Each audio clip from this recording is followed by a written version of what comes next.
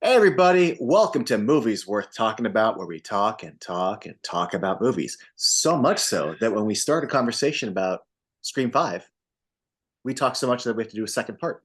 Uh, Yeah. I'm John Carlos, and I am joined by Eddie! we talked quite a bit last time, and I feel like we got it all out as far as the legacy characters, our big three. I think so, yeah. But we have lots to talk about all these new people. I feel like is a good starting point. No. You know who I'm man, I'm gonna have to pull up the thing and look at the names, even though like I know plenty of Which people's one? names. Which one? Mindy's brother, Oh, Chad. Yeah. Chad, Mason Gooding. Mason Gooding, who is charmed fucking city. Like just hi, I'm watchable. Like Yeah. what I like about him right from the get-go is he's got like the Letterman's jacket. He refers to himself as like the football player, but they do Hmm. that Kevin Williamson. I'm self-aware and I'm not trying to pressure my girlfriend into having sex, blah, blah, blah. But I like that he's not too tropey. I grew up in high school with people who were jocks, but they weren't just like meathead and football was all their Yeah. life. Like Yeah. I could talk to some jocks about Star Wars, like it. So I love that he's kind of lame enough that when Vince shows up, he's like, well, I'm going to introduce him to Hobbs and Shaw. I'm like, Yeah, oh my God, you're a right. dork. And not like a comic book dork. You're just like, you're kind of a dork. Oh, I love this guy. Yeah. So much so that, when they're talking about Sam and why he likes and defends Sam, she's like, well, it's because she let you stay up and wear Pokemon onesies. And he's like, that is true. Yeah. Pokemon onesies and Hobbs and Shaw. Right. He's just a Also, good jock. his dynamic with Liv, just the fact that like I love the fact that he's not putting on the pressure, for any kind of like sexual activity, but he's letting her know doors open. But then when the opportunity presents itself, when they know what kind of movie they're in, she's the one who's like saying, well, let's go upstairs. He's just like, I'm not entirely sure you're not the killer. Killer. I have notes, Eddie. Okay, what are they? It's not like when I say that I don't want to say I have a problem with it. Just if I was with him for the first half when she's like, "Let's go have sex, I'm ready," and he's like, "Oh, I'm not. Let's not." I'm like, "Right," because you know what kind of movie you're in, Yeah. and you all know that you're in a killer thinks to making a movie, right? I would have led with, "Oh, let's not go upstairs because you know what happens to people who do that in movies. We should stay down here where it's safe." But if you suspect that your girlfriend could be a killer, what you don't do is say, I'm not sure that you're not the killer. That's being too truthful. I don't want to say you should lie to your girlfriend, but if you think she might murder you, don't say something like that that will give her motive to murder you. I get so mad at him in that scene. Because if he was right, guess who she's killing next? Idiot. Well, yeah, that's why I don't have a problem with it. It's because he's a kid. He's not going to have all the right moves. No, but I mean, but the wherewithal to just lie and go, oh, we should stay down here where we won't be having sex and getting killed. I saw Stab. You know what happens after Sydney had sex? Like, let's not. But well, he tries to clean it up and say like, no, I think we should just like, be together here with all the people who are He already like, accused her though. He yeah. already He's fucked up. trying to Yeah. backpedal. Okay, you Yeah, never no. fucked up. You never fucked up in like your Of like course. revealing too much or overstepping. I feel like the stakes in that moment are different, Eddie, than when I Oh fucked God. up. Like, I didn't fuck up where He's my also girlfriend could drunk. potentially murder me. He's been doing shots, so he's not on his A game. He's That's a little true. That's yeah. true. That's true. Okay. Okay. And also Allow it. the wherewithal to be like that genre conscious, I feel is a Mindy trait and not a Chad trait. And yet, Yeah. you are exposed to that your whole life. Yeah. So you will have that data. Yeah, You but know the legacy of your uncle. yeah.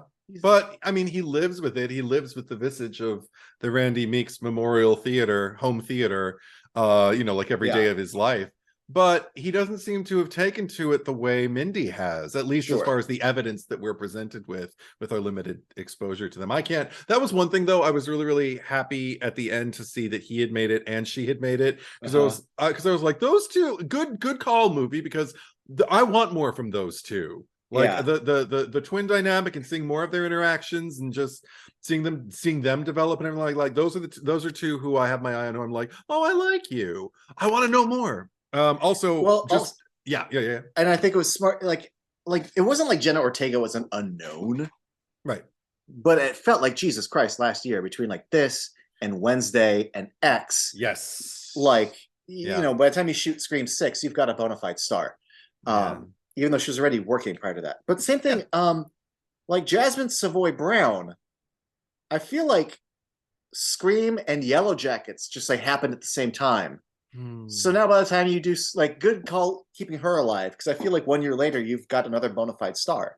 Just Yes, good I love call. her, and I love Mindy so much. But I just Mason Gooding. Another thing, it just occurred to me while I was watching the movie.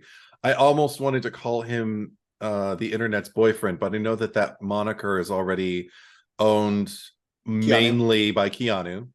So I thought, okay, so but Mason Gooding, I've never seen anything unfavorable about him. He's heavily celebrated, heavily lusted after by many people from any kind of like gender identity. So appetites abound. This guy he checks a lot of boxes for a lot of Okay. people.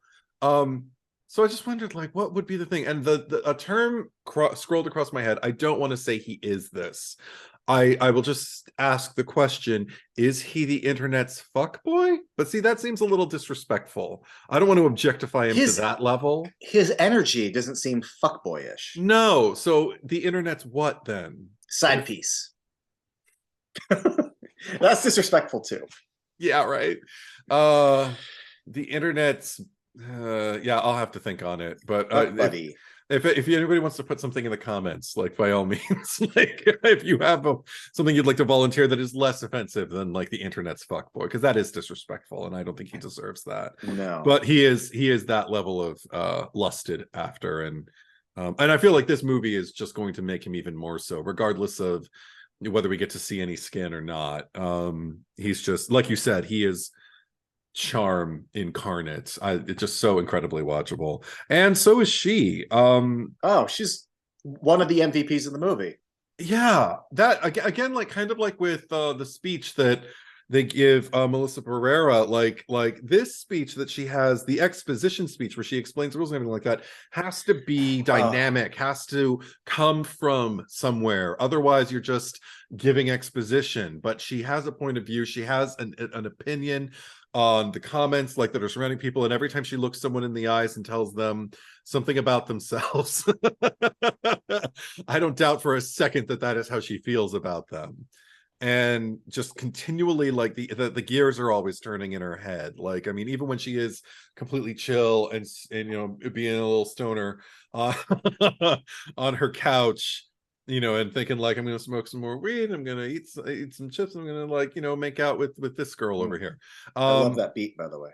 yeah, Well, oh, so cute. it's when the scene ends and she just looks over her and just gives her like the eyebrows. I'm like, Yeah, and then I'm just like, yes, I just okay. I just like big mainstream movies where like queer characters can just sort of like own it and not be Yeah, like, a secondary supporting like quirky funny character, but just like, what? yeah, I'm gonna probably make out with you. we find out about it the way we find out about it in life. Like, oh, Yeah. okay, didn't know about that about you. Or Awesome. like any cocky hetero dude in a movie, like any Vince Vaughn type who's like, hey, I'm gonna go bang her later. We just Yeah, accept it. right. Right. So it was, yeah, it was that was a nice thing too. Um is there anything else about them that I have to, or any other, like, new characters you want to, like, make a Oh, comment? sure, plenty. But Yeah.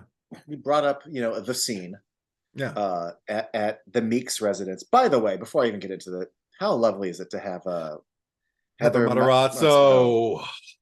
Oh, She walked onto the screen, and I was filled with joy in my heart yeah. and fanboy-gasms in my brain. Yes, it Because was like, ah, yeah. I love connective threading, between within a franchise. And even though I talk shit on Scream 3, I pull out Scream 3 on its like it had its little anniversary like a month or two Yeah. ago. I'm like, I'm Yeah. watching Scream 3 right now. It's a fun time.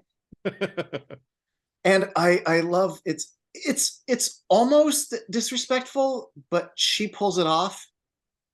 But because I know that Randy viewed things through the prism of like, the killer probably saw movies. Anyone would know if you watched a movie, don't do this. Yeah. But the fact that they're having a meeting because high schoolers are dying, and she comes in with her tray and goes, "Ooh, suspects." I Like, know. Big mom energy. Like, yeah, one of these people in your living room might be a murderer. I do have to say, it's not a deal breaker for me. I think it's just she's probably kind of just a little more socially awkward than, I mean, when she came out, hey, don't shoot, I'm only what, 15? How old was she in Oh Scream 3? yeah, I I don't don't remember. remember. But anyway, so she's still kind of like socially clumsy and stuff like that, but endearing and sweet. But I gotta say, it occurs to me every single time I see it, when she sees Dewey and she's like, Dewey, so you look, and I was just like, hotter than ever in any of these movies, because he does, but at the same time, she's picking up probably on like his mental state and everything like that. But then like again just kind of doubles down and just kind of like, how's the wife? Yeah, no, I have a slight problem with that moment. Not enough, not a real problem, Eddie, but Yeah. the way the beat is written and the way she's performing it does not match how he looks. I know. If his clothes were disheveled, if he had stains, if he had jowls or like a black eye from the night before, he's just got some scruff. Yeah, and it looks good. Yeah, That's he the looks fine. problem. Like he It looks looks, fine. and he looks clean. Like he just Yeah, looks, he yeah. didn't have a dirty like he didn't. I just yeah. Yeah. So whatever, but But I like the way he plays it, where he's like, yeah. well. My only guess is I have to retcon it in my head or justify it in my head that whenever he was on the Force, clean mustache, clean shaven, and this is just weird for her to see him look shirt tucked in, and yeah, and very much like, like Judy. Sheriff Judy, same kind of, when I wear this, but even more, less so, like just like when I wear this uniform, you treat me like a man of the law. So yeah, maybe she hasn't had that much exposure to him. I mean, even when he was in Hollywood, still clean shaven, slicked hair, but again, he looked good. So I just want to, sorry, I can't say that enough. Now, this is the reason why we need to do the second pod for this movie, is so I can just like gush over like how hot the guys are. But not That's really. why we do this not podcast. Really. Exactly. Eddie likes cute boys. Or grizzled or whatever, like, or I'll have them all. I'll have them all, but not boys, men. I've seen that written on the boys' bathroom wall. Eddie will have the men's bathroom wall. Don't start spreading rumors about me. No, that's what I meant. Anyway, way derailed. That totally derailed. I refer to that. So what I just call it the requel scene, because it's the Randy at the couch scene. The thing I love about it, there's two beats in this movie that I really love, and it's because while I had enjoyed some horror movies before Scream, I wasn't like Randy yet, and now I feel like we're Randy or beyond. You know what I mean? We can even say like, oh, your rules are actually incorrect, and let us tell you why. Exactly. But now I'm watching her explain to people what I used to before this movie, because now I just use it for shorthand, but I used to call them remake sequels. I would go remake / sequels, or remake / reboots, or prequel / reboots, like The Thing. Yeah. But I've had this conversation with people at work, and like, well, what's that? I'm like, oh, it's like Halloween, but it's like a sequel, but it's clearly a remake, and like they're starting over, so they're bringing in new people, but like they brought in legacy, and like I have had Mindy's speech to normies So it was weird to watch this going like, oh, is this what it like for like 80s horror nerds to listen to Randy and scream? Because like I'm listening to Mindy and I'm like, I said everything you're saying. Is that what that feels like? So much so that she even, cites like Terminator Dark Fate and the Star Wars. Like it's not unintentional how many Star Wars references there are to this. Yeah. But anyway, that's just nice to hear, because I mean that is the statement. That is we are explaining where Hollywood is at, and this is what this movie is doing. Like, yeah. But she does it really well, but also they wrote it. I do find it interesting. It's really weird when they talk about how you can't just restart a franchise anymore. And they're like, and the movies they pull are Black Christmas, Child's Play, and fucking Flatliners. I know! Like, nobody even fucking saw Flatliners. Moreover, there isn't a hardcore Flatliners fan base to begin with to piss off. But which is why Flatliners the remake bombed, because there was no nostalgia for Flatliners. Of all the movies to pull from. But I do like that she pulled in Terminator Dark Fate, which this isn't the podcast for it, but that movie was a giant middle finger to its audience. Yeah. Do you wonder if maybe they allowed the Flatliners reference in there just because it is so contextually not what's the word I'm looking for? It doesn't apply, not applicable, just to let her be in error a little bit, the way Randy was, like the way he corrects in Scream 2 in the film class. He's like, I believe it's stay away from her, you bitch. It's like, no, it is get away from her, you bitch, Randy. You're wrong. I think about it every time I see the movie. Bugs me. So maybe it's just to let her be a little in error. Like, you're not perfect. Your uncle wasn't perfect, and you're not perfect. That's an interesting take. Yeah. And I like it. I have my own reason for why I think she does it. Oh, okay. And that's just because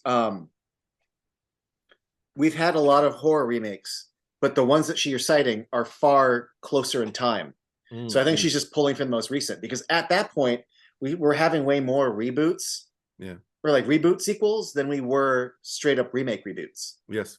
So yeah, she could have gone further back and been like The Hills Have Eyes, or everything that fucking Kirby lists in Scream 4. Yeah. But if you only want to go back a year or two, that's what you probably got to pull from. Yeah. So I just chalk it up to that.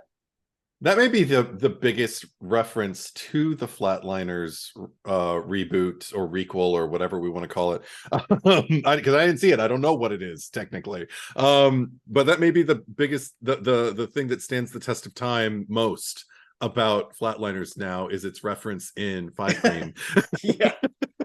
I mean, I've still never seen the original, and I know people will like it. I just don't know anyone who's got like a Flatliners tattoo, No, or a lunchbox, or even a poster. But maybe I just don't know them. Maybe it's in a corner of the internet I just haven't covered yet. I don't know. But I will say that Mindy does a good job explaining to people what the hell is going on. Absolutely. And legacy character this, and not wanting to change it too much that. Like, it's a lovely scene, and she kills it. So good for her. Yeah. She's an interesting character too, because it's not just, she's not a Randy clone. Because yes, she has the horror movie knowledge, but what makes her interesting is her lack of filter. Yeah. Where the first scene that we have at the little bench outside the high school, and she's already, I remember the first time I saw it, again, I like this movie a lot, but I bumped into a few things the first time that I like understood or got over on second viewing. Right. And one of them is just the fact that like she flat out just like she cuts it, like she immediately starts talking about her friends being killed and referring to people as suspects. And I'm like, I don't even like, this scene's going really fast. And one of my few complaints about this movie is sometimes it's actually, you said it's well paced, but I'm like, sometimes like some scenes move too fast to get to something else. Oh, I see. And like that first, not to compare, but I'm going to, that the scene of them all by the fountain. Yeah. That's our introduction to a lot of characters, but it doesn't feel like too tight or rushed. But this is a different movie. But also, anyway, all I'm getting to is the fact that like at first I was very like, the fact that I don't know who she is, but she's already treating this not like it's real people. And that's Mm-hmm. almost a little disrespectful. But Mm. also Amber's like, Jesus, Mindy. And when I Yeah. watch it the second time, I understand like, oh, you don't have a filter. And that's who you are, is that you're Randy and you understand what's happening already. And again, Yeah. these kids have all seen the Stab movies and they've grown up in the Yes. city. So that's Mm-hmm. why I excused it the second time. But it was like a third or fourth time where I'm like, it's not just your upbringing. It's not just the movies you've seen or the city or the city you're in. It's also like you've got, this is just what your personality is. Like you don't Mm-hmm. understand, and you also don't give a fuck. And there's other Yeah. times in the movie where she also just vomits something out and has like a cocky eyebrow lift about it. She doesn't give a shit. Mm-hmm. And thankfully she's never saying anything stupid, but there is that thing where people just go like, what? And tell the truth. I'm just talking shit. I'm like, no, you're being a dick or you're being dumb. And you think it's okay because you're telling the Yeah. truth. No, yeah. She kind of does that, but she's just sort of abrasive. She doesn't cross the line. But She's got a directness yeah. and yeah, and But a she's also kind of bluntness. right. Yeah. Like, people That's are why suspects. that's why I love it. Yeah. Because I don't take issue with any of the things that she says to anybody. In fact, I kind of respect it because even while she's like identifying in the room, like, you know, like you have horrible taste and you No one gives a shit and about the shitty sequels. You and your mom are exactly fine. And then to like if like when they're speculating who the killer could be, she looks Sam in the eye and sits across from her and tells her in a room full of people, it's most likely you're the killer, you know, and then just watches her to see like what she does. And I'm like, I fucking love this girl. She is a scientist of the genre, you know, of like it's like it's experiments, it's trial and error, it's putting things out, but it's not even that calculated, which I respect even more. It's just who she is. Yeah, Just exactly. throw it out there and then regard it. And even to like take her own cue from her uncle, um when she's laying there saying, Oh, come on, Ramsey, you're better than this, come on, look behind you and everything. I was losing my shit because I thought, oh no, it's because I remember the first time I saw the movie, I thought, you're gonna get killed, he's gonna die, and then he didn't, thank God. But I remember it being in the theater for this one and just kind of feeling like, oh my God, is it finally gonna happen? No. And the fact that it didn't, and the reason why was because she was conscious enough of the meta of it all to take her own advice and look behind her. and it's such a good comedy beat. It really He is. does like a Yeah, and that oh, there are shit. a lot of comedy beats that work for me right before the shit hits the fan and what Oh goes yeah. down in the final act, you When know, and all Richie's of like, that. I'll be right back. That is one of my favorites. Oh. Oh, it is so good because it's so well played, You want so to come to the well basement? Do set. you want to come to the basement with me? No, but you were right to ask. Yes, perfect. It's Yeah. perfection. My two favorite scenes with her are her and Amber at the Yeah, fridge in the basement. yeah. And shit, my brain just welcome to 42, everybody. It gets worse. It's yeah, it's not the requel scene though. It's oh no, it's just we were talking about it. It's her on the couch going like, I'm gonna make out with so and so. Yeah, yeah. I just dig it. I just dig Yeah, it, man. totally. Also, I like that, you know, like Amber pulls out the gun, shoots fucking Liv, and like Yeah. she's just sort of like the movie did a good job making me forget about her. Yeah, me too. But at the same time, like I have an antagonistic feeling toward Liv. There's something about her that reminds me too much of like unpredictable people. It's not just girls, but like that unpredictable person thing where it's like if you do say the wrong thing to them, you might set them off and you're not quite sure what they'll be capable of. Especially if you tell them they're too boring to do something, they may take it as a challenge and just do it just to prove to you that they can do it. Liv scares me. And everything you just said, doesn't that make her interesting? Only at the end though, because she's nothing to me until like the third act of the movie. Well, this is the thing. It was funny But because what you just described is what yeah. turned her around for me. I mean, but I think I'm too in it. Like maybe it's a trigger for me. Like I have too much social interaction with that kind of person where my guard goes up and it's like, no, no, you're not getting in here. And Mm. okay, I'll exchange a pleasantry with you, but I will know to get the fuck out and not ask any questions about how's your day going. I'm not going to open a can of worms. I am not going to, be an ear or a shoulder or, someone for you to lean on or anything like that, because the crazy, it's just abundant. But this is the thing, and it was a very, I couldn't even really articulate it the first time I saw the movie because she's also, doesn't have a lot of screen time. But I remember I went with my sister and her bestie and her bestie's girlfriend, now wife. And I remember we all talked about the movie afterwards and kind of hit a bunch of things that like occurred to us. But one thing that they all keyed into that I didn't was Liv's eye makeup. And the I fact was that, about to bring that up. Go ahead. okay, I want to know how it affected you first, and then I'll go.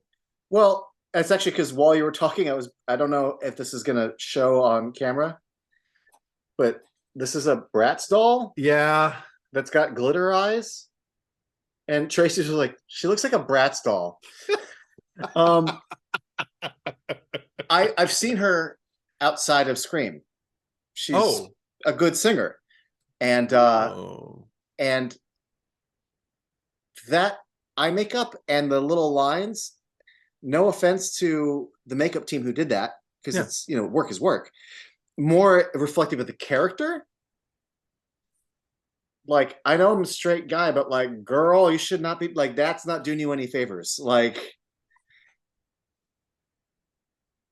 because she doesn't ever do that shit to her eyes in real life. Yeah. And Yeah. it makes her look completely different. Yeah. Um, Well, because one but thing, yeah. that's just who she is in the movie, and I have to accept that. But like, Right.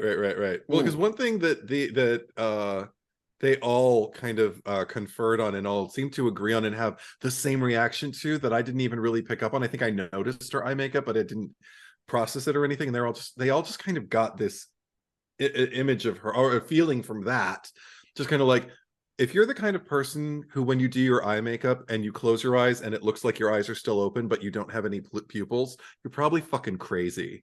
And I was like, really? And they're like, because it's going to make people uncomfortable, and if you're not mindful of that, and in fact if you do it, maybe to just kind of, it's almost like you're doing it to like rub people the wrong way or something like that. Like it's just off-putting. It's not fun, because every time, because especially that last kind of like, when she comes back and starts kind of challenging Mindy while she's standing, and Mindy's just like, all right, a little bit right now. Her eyes shut a lot, and I did notice if you froze the frame and got it all blurry, like got her in motion, it could look like her eyes are open but gone, like no pupils, just whites of the eyes and everything like that.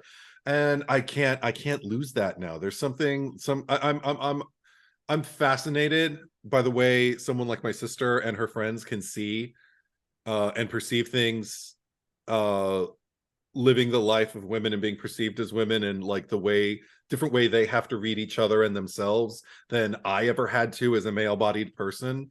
So I don't know, I just wanted to bring that up. It's fascinating to me because it occurred to me, like I was just kind of like, oh, her eyes look straight. I didn't even, I was just like, oh, eyes. Like that was the height of the articulation, just eyes. And I noticed them, and then afterwards I was just kind of like, no, it's not right. And I'm like, oh, okay, so now I'm going to take that into the world with me and try not to be judgmental. But I just went off my gut reaction to what was going on with the behavior and everything, like feeling like a loose cannon, feeling like, a powder keg, just waiting for someone to light the wick. I mean, she's it feels like it's a beat in the movie that feels a little obvious in the after the park bench scene. We're all gonna go. She's like, oh, I can't go. I'm like, oh, I'm a little red herring. Like, it feels so like obvious. And they don't ever do that again, but like, but she's kind of, whatever throughout the movie. And then that there's that turning point scene. And I don't want to call it too little too late, but it just felt like when she's getting in Mindy's face and she's standing over her, and then just like when Cindy's like, I forget what the or Mindy, but I forget the exact line. You just said it. Whatever Liv says, like, "Oh, you think I'm too boring to be the killer, Yeah. whatever." Yeah, right. And Mindy's like, "Well, I am now." I was exactly with her. I'm like, "I think I just discounted you this whole movie, but like, good Yeah, job, movie, for making me like, right. God damn." So like, I went there with Mindy. Yeah, Therefore, totally. I don't have any problem with Liv. In Yeah. fact, I like Liv for one stupid reason. Well, I have a couple stupid reasons. One, I've listened to some of her music and it's fun. Oh, okay. That's But not Liv two, though. Eddie, because sometimes I'm Yeah. so easy. Uh-oh. Her last name's Mackenzie, and in Scream, The go to the Mackenzies. Mackenzies. And You are so easy. it's a callback, Eddie. The Mackenzies were in the first movie. Like, And I didn't notice that until you just told me. And it doesn't change my opinion about her at all. But you know what? That's great. A lot of these like yeah, nods that are there for like the people who can notice them and do notice them, but somebody like me, who's I think I've seen the movie maybe 5 times now. Because I didn't see it 5 times in the theaters. I saw it twice in the theaters. First time was with my sister and her friends for her birthday. And I remember the second time I went alone. I remember that. And I've You told told me. you, but I haven't told the pod yet. No, I was seated in the theater. I had a really up close seat because I wanted to be, I want to be in the movie if I can, because otherwise I just feel like I'm at home watching TV. So I like to be immersed. So I got as close as I could without not being able to see it. You can get so close that you don't even know what's going on. So I had a nice thing, but I was in the back row of the front section, right in front, and I was even off center because I didn't want people. People do this. If you sit too close to the center, they'll sit next to you. Like it'll be like empty Mm-hmm. seats all around you, and they'll just like get the seat right next to you and the seat right next to that and the seat right next to that. It's like you couldn't leave one seat open. Like, I don't know you. I don't want to be in your space. I don't want to hear your conversations. I don't mind sharing the experience with you, but I'm not one of you. And there is a whole empty row to my right. What the fuck is wrong with you? You see one seat taken and you don't know who has it and you want to sit next to that person? You're an idiot and maybe Can an asshole. can I offer? Oh, can I offer a counterpoint? Go for it.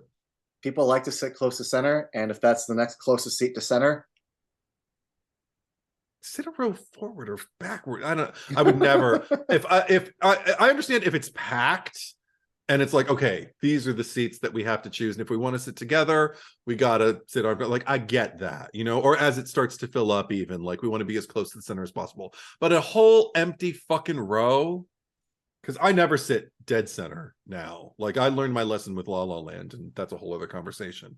I was wedged between people who love that movie. I hated it, and it was just like being surrounded by the love, and it was. I was like, this is hurting me. Anyway, so I'm sitting a little way off center, like, and I have the entrance right behind me. So the movie starts, and I'm looking around. And I'm like, oh, I'm the only one. And there's this like dark cavern behind me that I can feel. And like I said, the opening sequence does scare me. So I spent most of the opening sequence, like every 30 seconds, 45 seconds or so, just kind of, scary things have happened in movie theaters in the last couple decades that, people are people go nuts and people, do things. And I'm like, what if somebody like saw that there was only one other seat in this theater? I mean, this is my morbid fantasy, but I'm like sitting there as the movie's going on, thinking like, what if somebody saw that there was only one seat that was like purchased in this theater, so they decided to like buy a ticket to it, and then like just come in a ghost face mask, and even if they were just fucking with me and didn't, weren't trying to kill me, if somebody came in, it was like if somebody came in a ghost face mask right now, I'd probably just have a heart attack and die. And Ghostface isn't even really that scary to me, but in this context, like I'm watching a really, really well-crafted scene, well acted, well written, well shot, and all I could feel was this void behind me, and just like this, just shadows passing behind me, these presents. And I'm not like that kind of person either. it's Like it scared the it's shit not out an of me. irrational fear. Like I hate to. Oh, hey, kitty. I hate to Boo boo. invoke the Dark Knight Rises shooting, the train Yeah, wreck shooting, but right. I side note, I had a I went to go see the Joker. Remember the fear of like, Yeah. oh, the incels. Yeah. And it turns out the movie actually isn't really that incel-y. No. And all that fear was for nothing. But I went and saw it, and an hour and a half into the movie, this random guy comes into the theater. Oh shit. We're like, what the fuck? And he started kind of like pacing a little bit. And then he like sat in front of us. And then it turned out it was like a homeless guy. Like he must have shit himself because like he smelled like duty. But like we got Oh. up and moved because it smelled so bad. And eventually he just sort of left. But like when a stranger in like a dark coat and like just starts pacing around, and you're like, it's an incel. He's gonna murder me. Like it was Right. bad. Yeah. Yeah. Oh my God. I'd almost rather just have the emptiness behind me. Like, I probably would have just left the theater. I don't know if I could have just moved. I would have been like, I'll pay my money to see it again in its I try to circumstance be that isn't cool. Like, no, this. no, it's the guy. It's the guy. He's fine. He's just an hour and a half late to the movie. He's fine. You know, I don't trust anyone. he's just dressed funny and smells like shit. It's fine. You know. No, no, no, no, no, no, no, no, because that's Uh, scary. Okay, so screen 5 screen. yeah. Let's see. Another thing. Can we talk a little bit about Vince? Yeah. Vince is a piece of shit, Yes. and I was surprised because like leading up to the movie, I did not know Kyle Gallner was in this movie, Me neither. and I like his work. Me too. I like him and stuff. I like a lot of things about him. Yeah. But he shows up with this greasy fucking hair, and I'm like, oh my god, No. you're instantly unlikable. Good And job. this mustache that he insists on having now lately, like that's his mustache. Yeah. Yeah. And Eddie, he shows up at a high school. I know.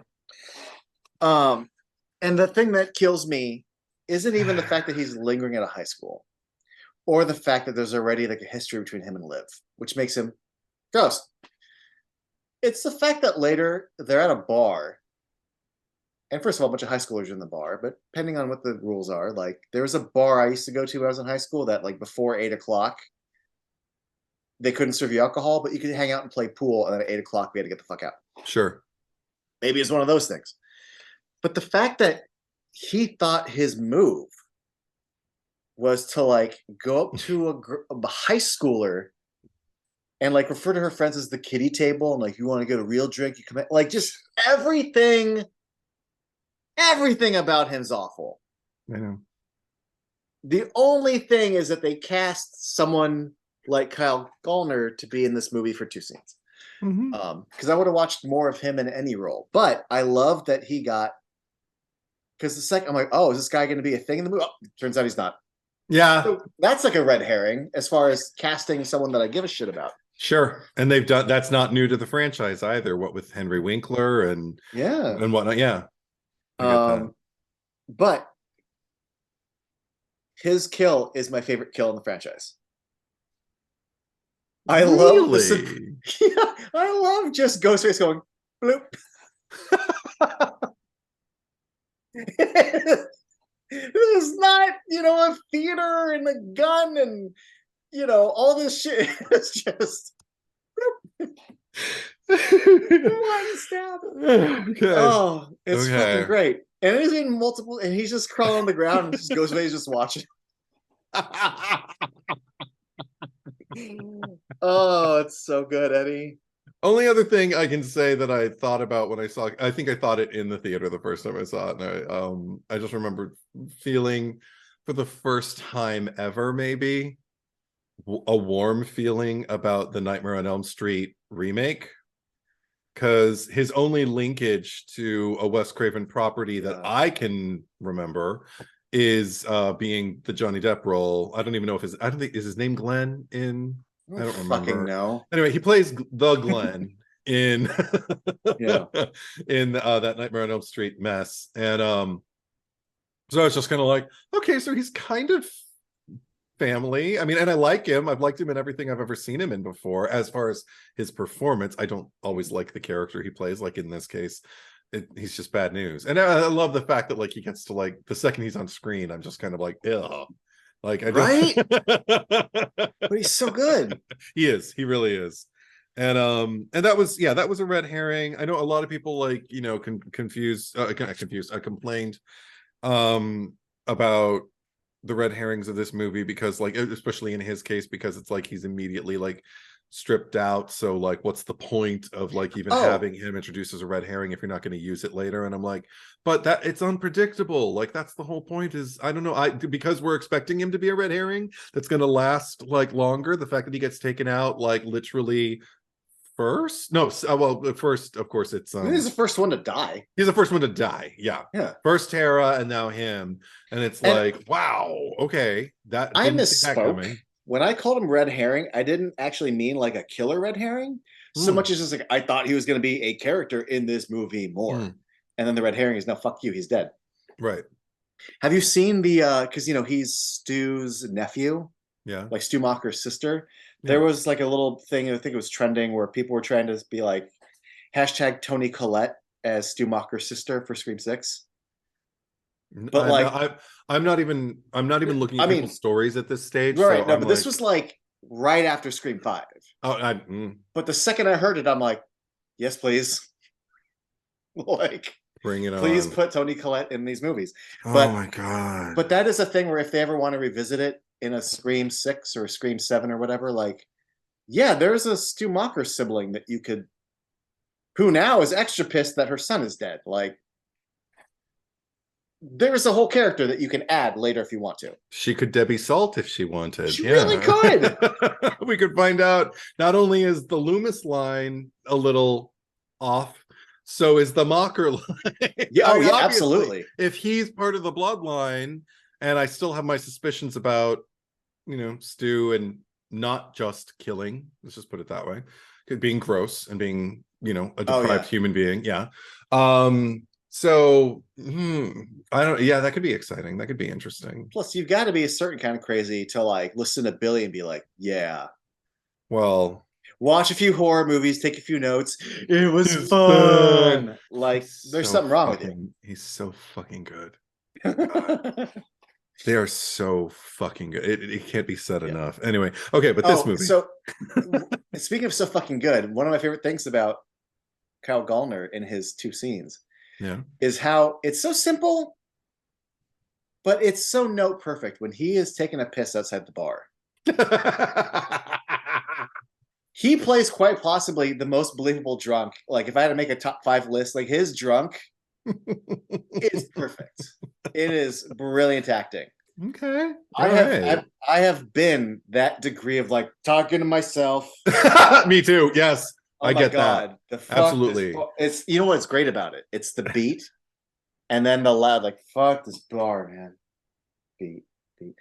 Fuck it. Every time I saw that movie, audience laughed. It's such a good fuck it. I don't think I've ever done that. I've definitely narrated what I'm doing as I do it. Like, But that is superb. And then his death is superb. And then also I just really appreciate. So we had Red Right Hand in Scream 1, 2, skipped 3 heavily, skipped 4. So this was nice to have it come back. Yeah. One of the things I extra appreciate is that, it is in the soundtrack for 1 and 3, but it's in universe in 2 because they're using it in Stab. Yeah. I love that it's playing it's not just that it's playing in his car. It seems to me that it's like Ghostface is making a point. Like, that didn't just come on the radio. No. And what I love is that since it was used in Stab, there is a reason for it to be playing in the scene and not just for us, Yeah, I just love that. Yeah. It made me happy. I just love the fact that I think this could conceivably be the most space the character of Vince has taken in any podcast discussing this movie. There are a lot of people who love to discuss every corner of this franchise and all the characters and everything like that. But I wonder how many people have spent this much. I don't even know how much time has passed, but how many time have spent this much time on Vince? That's you know great. what? Fuck Amber and Richie. Like, Vince showed up. Kyle Gallner showed up to play, and I noticed. Good job, guy. Like, yeah, we appreciate you, Kyle Gallner. We sure do. But I guess speaking of Amber and Richie, maybe we go to Amber and Richie. Okay. 2 ghost faces that apparently, because this is not part of my community, Yeah. I don't hate. Is that a thing? Apparently it is. It is a thing. Yeah. A lot of people are I like, worst ghost faces of the franchise. And I no hear it that in that voice. You know, no it's usually that's written, but I'm no just like, that's unequivocally Roman. Duh.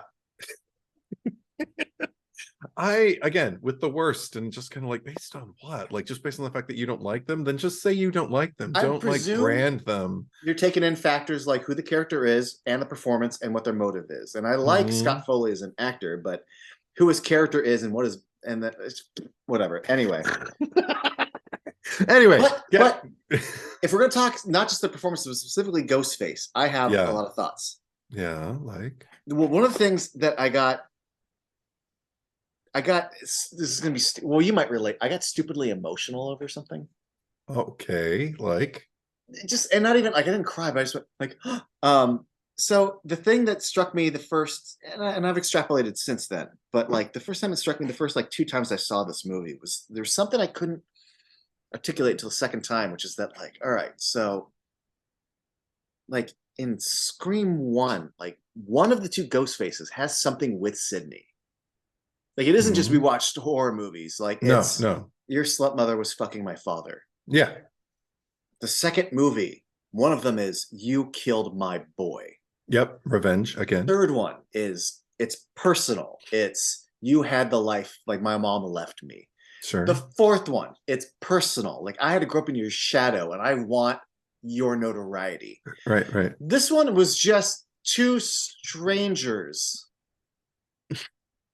Not even strangers to Sydney, strangers to Sam. And it struck me that I'm like, this is like the first time we've had a ghost face where like there's nothing personal here. It No. really is just like their craziness or their fandom that's driving them.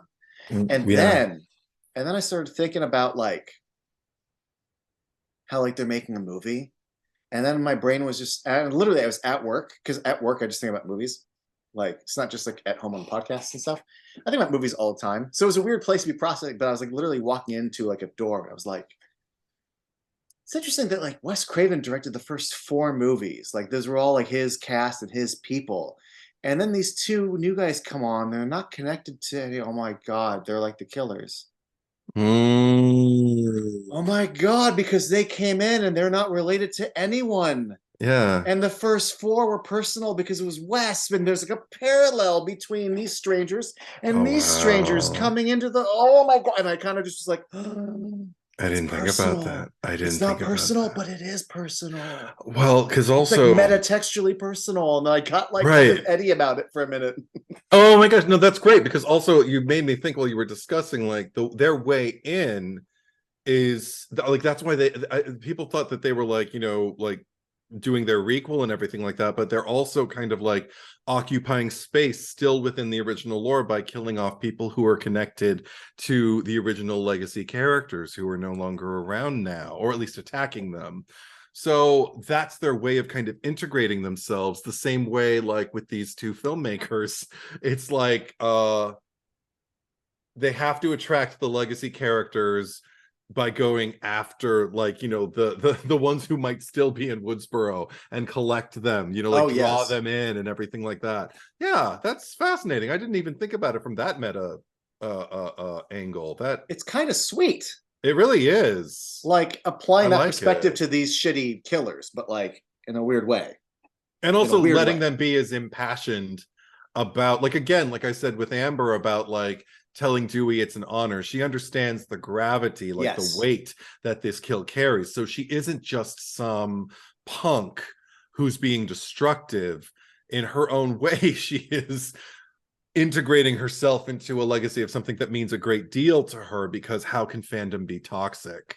right. But she herself is an example of unrealizing Oh it, my God, unconscious of it herself. She is an example of how fandom can be toxic, and so is Richie. I Damn. laughed out loud when she Yeah. said, when the movie, she's like, "How can fandom be toxic?" It's just like it was like a cathartic thing after years of just I yeah. think Richie says it. I think Richie says it. Richie Yeah. says it, yeah. Yeah. Because yeah, so we've had, and then the other thing is, so that's metatextually, but the thing that I eventually came to accept is that like, so the killers in the past were connected to Sydney. Yeah. how are these killers connected to Sam? Like, well, they're really not. This is still the first time where, and this is what makes it a little more interesting. Kind of like how Mickey's like, I'm just a movie nerd and I have my idea, Mhm. and Stu thinks it's like, we're going to do this. It'll be fun. But here we have two legitimate fans who are actually driven by their passions to take the franchise in a new direction. Fine. Yeah. More on that in a moment. But like the idea that, but they're targeting Sarah and they're Sam and they're targeting Tara. Hmm. But like, why? Okay, because we know that Sam is the daughter of Billy. Hmm. Okay.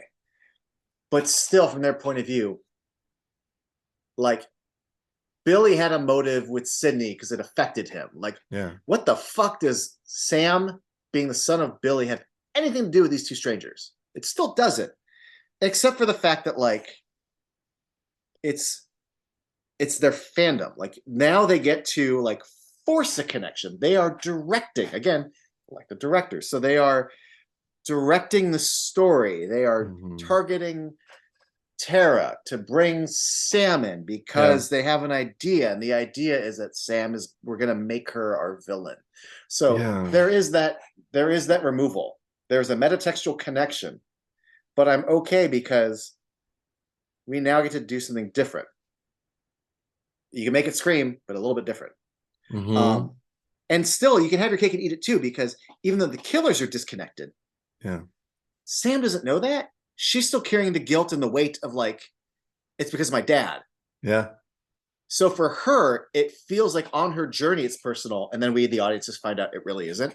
But Hmm. still, she's still dealing with a personal connection. So the movie gets to have both, and I think that's kind of cool. Yeah, I agree. Well, I've been asked before, do I think that uh the original intention with Tara was to kill her and they made a mistake and let her live, or was the intention to wound her severely and draw. But the thing is, I Draw feel Sam. like, because I see you nodding and shaking your head, but for me, I feel like either way, like it works in their favor because You get Sam to come out.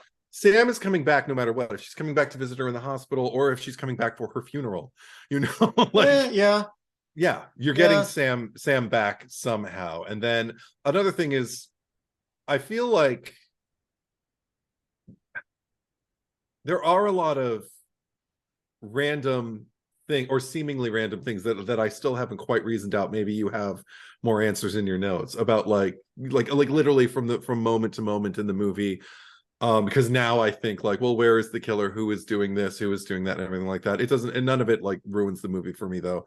But it does seem like a lot of things kind of like just fall into place for these killers. A lot of them are just kind of like due to the circumstance working in their favor. But I kind of enjoy that too. The thing is, I like seeing ghost face killers for a change who are a little less organized and who are a little more I like imagining that they're flying by the seat of their pants and things are just kind of happening. They're just going to be like, oh my god, just like feeling exhilarated because they're doing it. They're doing the thing. And I don't know, I feel like that makes a lot of people, they're the stupidest killers of the thing, and I'm just like, I don't think so. I mean, and even if they are, I don't know. I wouldn't use the word stupid. I feel like the No. word is lucky. But I like that. I like the fact that like even the universe that we've created, the way we've described so many of particularly the legacy characters like coming back, even the ones in like the lame sequels. I'm not saying they're lame, I'm Right, just right. but The in Judy. the yeah, they're all coming back a little bit harder and a little bit more, so I don't have a problem with these killers who are a little less superhuman, believing that they're a little less superhuman and that they're just kind of failing upwards in a lot of these instances, and still seeing them kind of get theirs, because everything that they are fighting for, I think that they're avenging, um I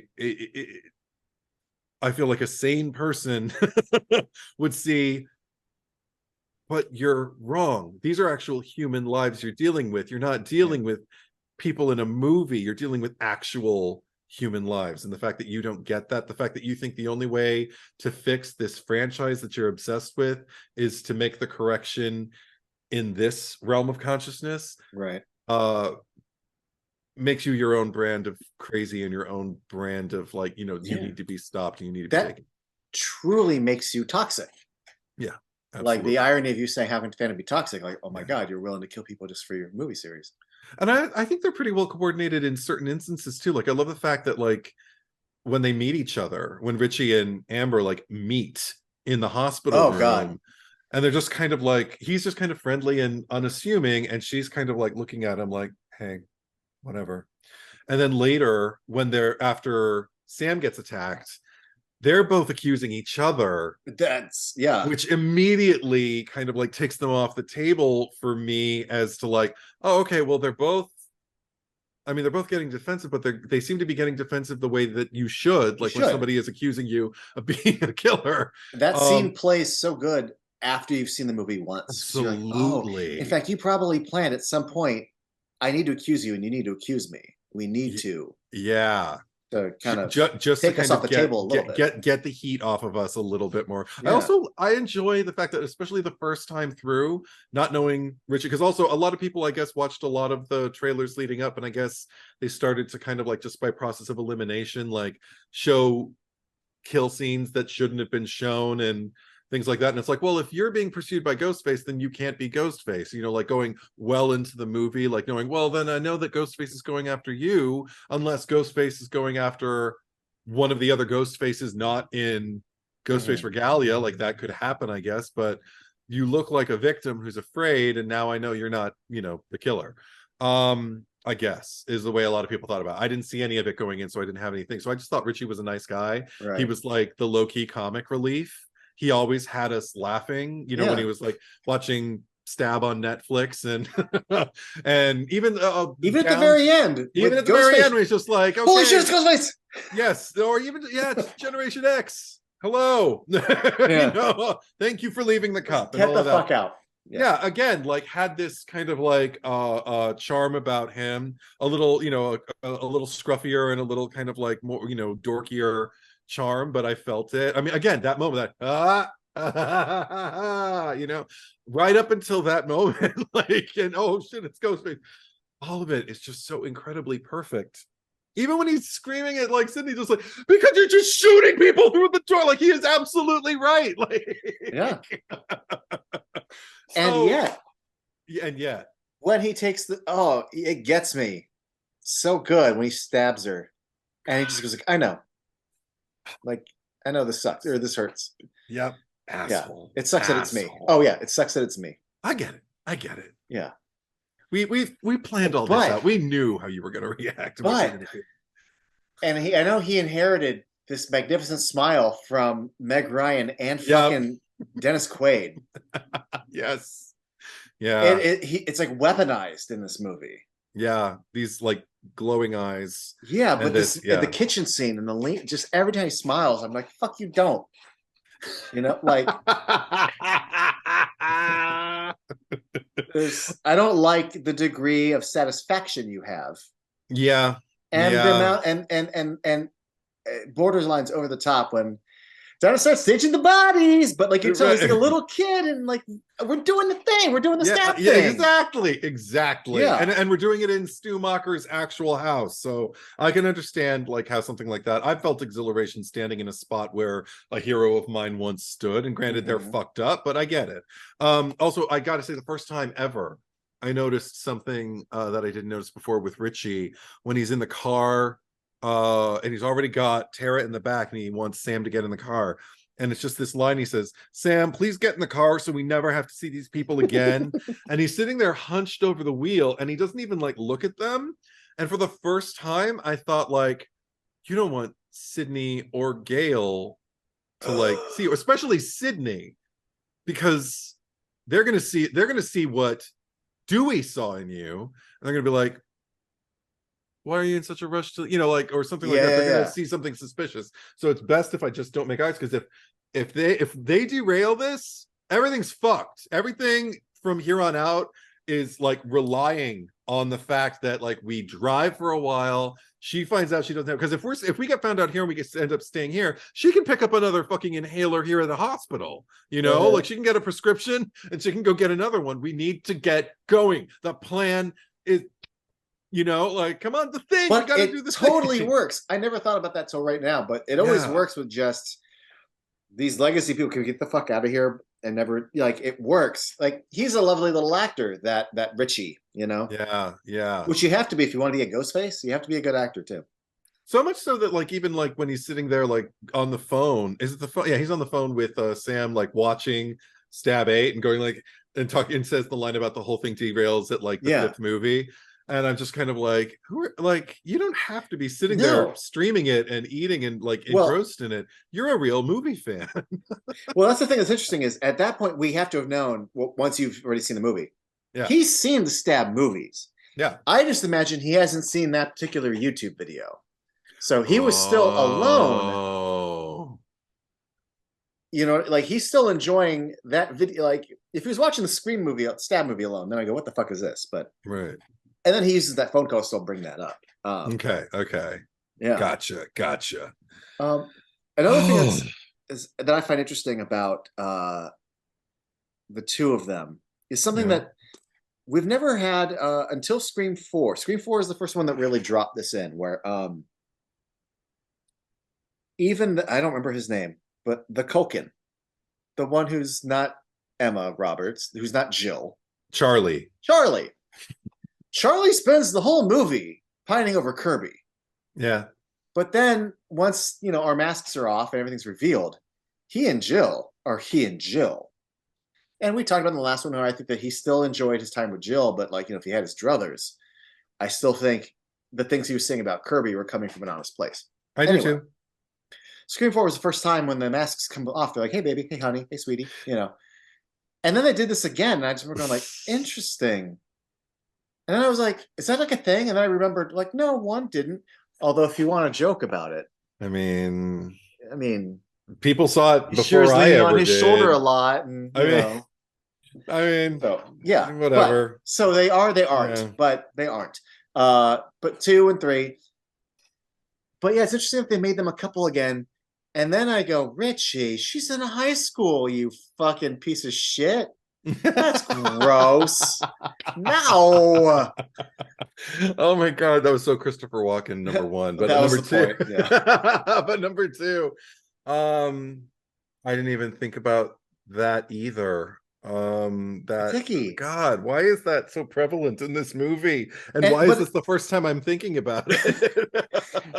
But it's also, it creates a new layer for both this and Scream 4, where I have to think about the fact that, like, you were so because there is a whole world that we're not seeing, where you guys probably sending little sexy messages, you probably are banging, but then you're also performing that you're in love with this whole other person, and then I get to see the real you. And that, so there's an extra kind of curtain up thing about it, where but they're referring to each other as like baby, you know, and hun, I don't know, and that feels like, why would you do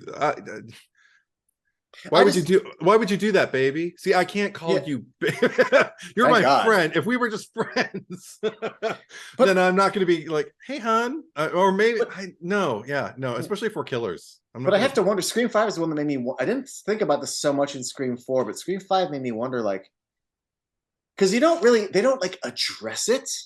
No, it's never like, and this is my girlfriend. No, it's just they call each other hun and sweetie, and just go like, but what? Like, you could just not, and the scenes will still unfold. Maybe it's something from like an early draft, and because that's another thing, you never know, like how often something is rewritten, and also how many script doctors are involved, ghostwriters, and how many hands it's passed through by the time you're on set shooting something. Also, that shit gets reshot, and all of a sudden something that made a little bit more sense with something here is not there, and then re-edited, fall apart. Side note. When this came out, it made me feel like a teenager again, in that, like, I had to listen to the soundtrack. I wanted to read interviews. Like, I wanted to get into it. I started listening to like podcasts and interviews. And, like, I got it. Like, it was exciting. Like I gave a shit about something that wasn't like Star Wars again, you know. And one of the things that I listened to was I can't remember that, it's like Queer something, but it was like a horror podcast. Queer for Fear? Oh No, no, that's the Shudder documentary. Sorry. it was maybe I'll look it up, but I don't know. they had Kevin Williamson as a guest, Oh, and it was shortly before Scream 5 came out. okay. And one of the things they talk is it's like a tight 30-minute podcast, and he like dished so much good shit. So much good shit about rewrites on Scream 2, about what his Scream 3 was going to be, about how he feels about Scream 5, all the different production problems on Scream 4, and then what his Scream 5 and 6 would have been. It's a really good podcast. Wow.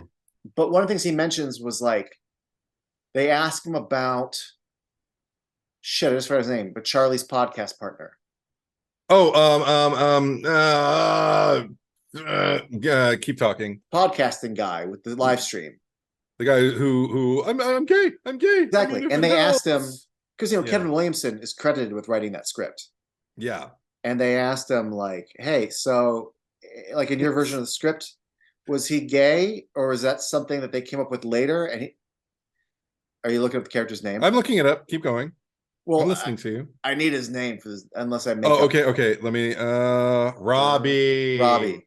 So they're like, so was Robbie Robbie. always gay, or is that something that someone else did? And Kevin Williamson just goes, yeah, I didn't write Robbie.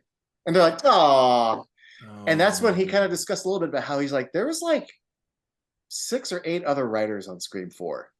And I know at one point, I don't think they had to go to like full arbitration, but like ultimately it was deemed Kevin Williamson gets credit. But Kevin Williamson talked a lot about how like, oh, that wasn't mine. That wasn't me. Yeah. This was added later, and then they asked me to come in and do a few more pages. Yeah. So I happens absolutely all the time. All the time. So I think that would definitely apply to maybe a Scream 5.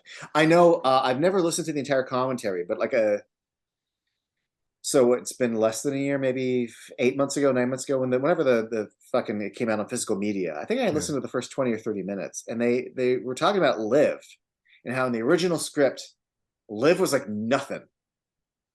Like Chad had a girlfriend, and like that's all she was. And then they like added a little bit more. And I realized, like, once I heard that, I'm like, yeah, it kind of feels like maybe it wasn't a nothing. And then you beefed her up. And maybe you didn't just beef her up in the third act. Maybe you beefed her up throughout and things got cut out, but like originally it wasn't really a character at all. And then they made her into a character. Sure. And I can still feel the fact that she, compared to Mindy and compared to some of the others, isn't as ripened, you know? Yeah, absolutely. Yeah. But yeah, so it's weird that they're a couple. I do have a few other like little, like, first of all, just random, but we were talking about his smile. You know when his smile kills me the most? When? I need a prop. I'm going to use my phone. It's right after she stabbed her, and he holds up her fucking inhaler, and it's just like that fucking grin as he shows you I had the inhaler the whole time. That is like a twist of the knife to me. Like, also, I like the movie continues. It's not in every movie, but I think this now makes it 4 out of 5 where the killer wears blue flannel. Right. And I feel like now the internet really knows you can't do it in 6, or if you do, you need to upend it. But it'd be great if everybody wears a blue flannel at some point in Screevy. Oh my god, I would love it. I would love it so much. There's a few things like I do have. Here's a thing that I'm not 100% with. Not enough to ruin the movie for me, and I have my little justification, but bear with me. In the opening scene,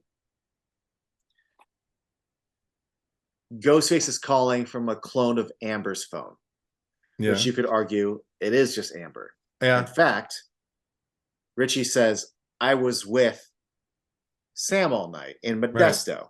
Right.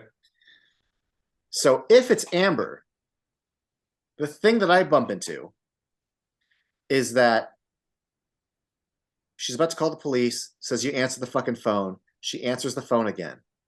Then she gets a text that says video. It doesn't say video file. It doesn't say live stream. It just says video and then a number. She touches it, and you see Amber. before I overanalyze this, I'm like, oh, so that's Richie outside the house filming Amber, and it's live. And then I realized, no, No. if he really is in Modesto, then it's a video file that's being sent to her. Mm-hmm. And it really is Amber. But then the thing that kills me is the conversation turns, he makes some sort of threat to Amber. Yeah. And when Tara looks at the phone, a knife is being held up. And I'm like, oh, so it is live. So it can't be Amber. It's got to be Richie. That doesn't make sense now. But now I have my own shitty retcon for it, and it's a stupid one. What is it? It is a video file. Yeah. And Amber just went, all right, I'm going to wait about, like Richie was filming for real. They filmed it like a day or two early. Yeah. And they're like, and after, I don't know, about like 3 or 4 minutes in, hold the knife up. Yeah. And then, I don't know, just by pure coincidence, maybe we'll be able to have that knife matter. But if the conversation isn't going that way, it'll just look like a random veiled threat. But it turns out, luckily, they timed the conversation just right, so that right when Ghostface said something, Amber looked, and it looks like a threat that's part of the conversation. Well, that's always been a part of like the choreography between the two ghost faces for the most part. Like in these movies, it's just like if there's like one on the phone who's like talking to her, to whoever. Though it was Sid in Scream 2, and it was Sam in this movie, and I'm sure there's other examples that I can't think of right now, where they're just kind of like, well, then why don't you just show yourself, or just come and get me then? And then immediately, with pleasure. And it's like, okay, so if they ever tell you on the phone, and I'm hiding in the room or in this facility, wherever they are, they ever tell you, come and get me, or show yourself, or anything like that, that's your cue to not be there, and I'm going to take over and manifest. You know, like that. We got a plan. Exactly. Like everything has to be so exquisitely, like, planned out that way. I'm glad you brought that up, though, because, Yeah. like in Scream, Ghostface is in the closet at Sid's house. Scream 2 in Cece's sorority. Yeah. This was one of the few times where I did get pulled out. Not really pulled out, but when Sam is in the hospital room, not in the hospital room, but like in the little break room, and she's talking to Ghostface. Yeah. And then the door opens. He's like, I'm right here. I'm like, she would have heard him fucking on the phone with her that whole goddamn scene. And that's why it's not him. Or it's not, they're not the same person. No, but it, like Richie was at the, because Tara has the alibi. It had to have been Richie. Mm-hmm. So it was Richie. But Tara, you mean Amber? I'm sorry. Yeah. They're all brunettes, Eddie. They're all brunettes. Amber could have been on the phone, though. She could have said she was going to the restroom or something like that. I guess. On the phone. Yeah, you're right. Yeah. But then, but that means that Richie had to have also been like linked into that call to know when to you have to time that. Well, this is the thing. He can have his own phone while Amber is talking to Sam. She can be messaging him. His phone can be on silent, and she can say, get into place, so like, do you know where she is? Because I'm going to call her right now. Make sure you are where she is. I'm a fool then, because I presume that I 100% bought Amber's alibi. I'm like, that's got to be Richie. He's at the hospital. It's him. No, if there's ever, believe me, I've done this on the other pod where we had to break down movie by movie who killed who and everything like that, and it was a huge. So with this, I will just say, looking at it from the angles that I had to watch every one of these movies solely with the thought okay, who is that and why? Right. Make a case. And I thought most of it was going to be agreement, and it wasn't. It was a lot of me going, how can you say that? And I thought this movie was going to be an exception just because, and then it was just going oh my God, you're insane. So, okay. But in the case also, because what you brought up before, what was the thing you were referencing? Because you made me think about it. My brain's starting to fry.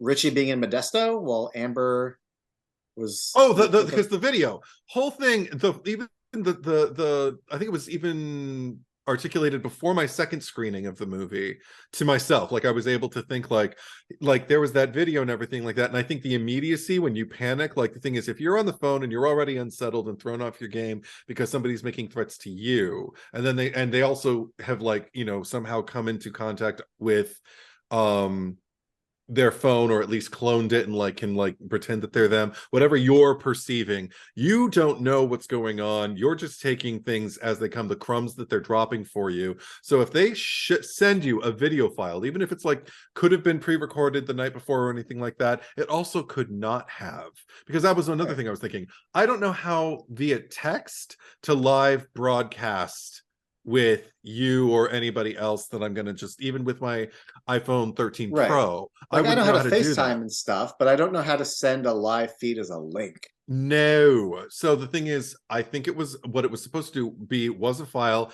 They put it into place beforehand.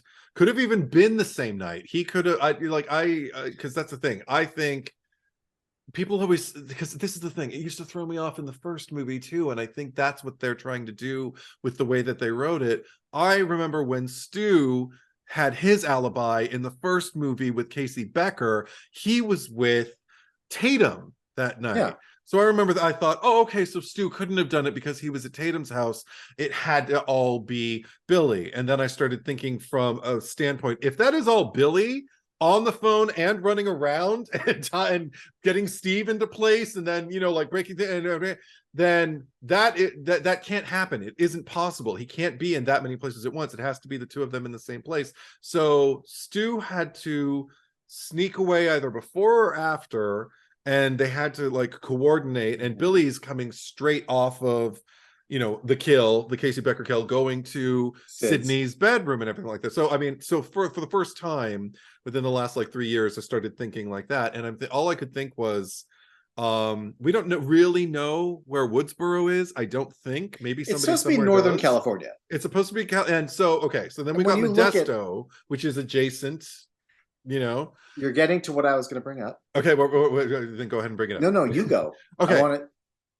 So the thing that I think is that, like, why, if Stu could have Tatum as just kind of like he was with me last night, why couldn't Richie do the same thing with Sam? And I remember even thinking, like, I mean, Richie could have Richie, not now I'm just mixing it right. Stu in the first movie could have even, like, I don't know, like maybe they fell asleep watching a movie together. Mm-hmm. But maybe he drugged her, like, and made her go to sleep. So, you know, I can be away. She won't be up until so-and-so time at least. And after I've cleaned up and everything like that, I can lay right back next to her and she'll wake up and it'll be like I was spooning her the whole time or whatever. And like, we don't know. It might not even be that complicated. Like, they don't talk about the time, the exact time with those specific kids. Right.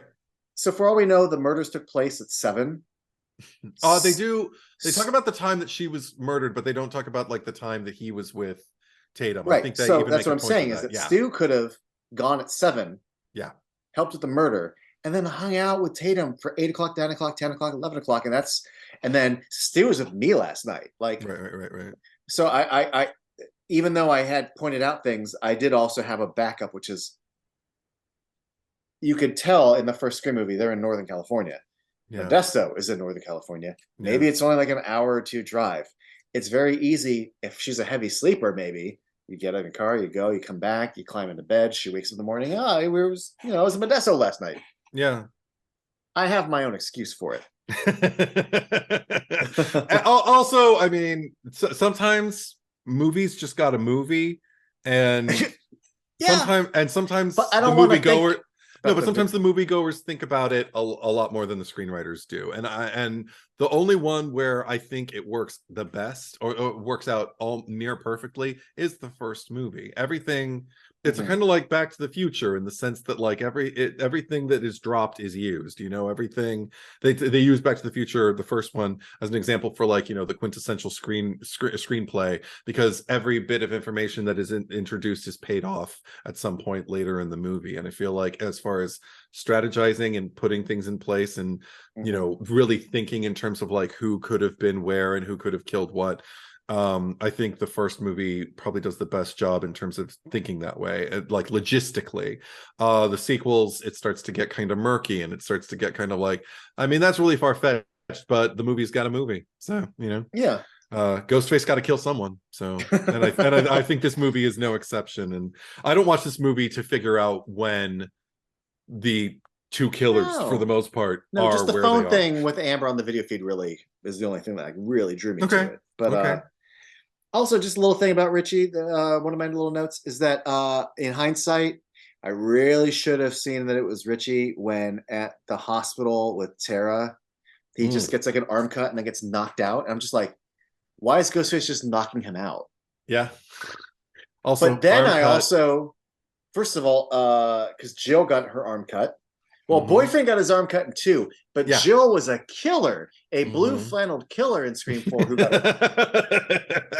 it. Yes.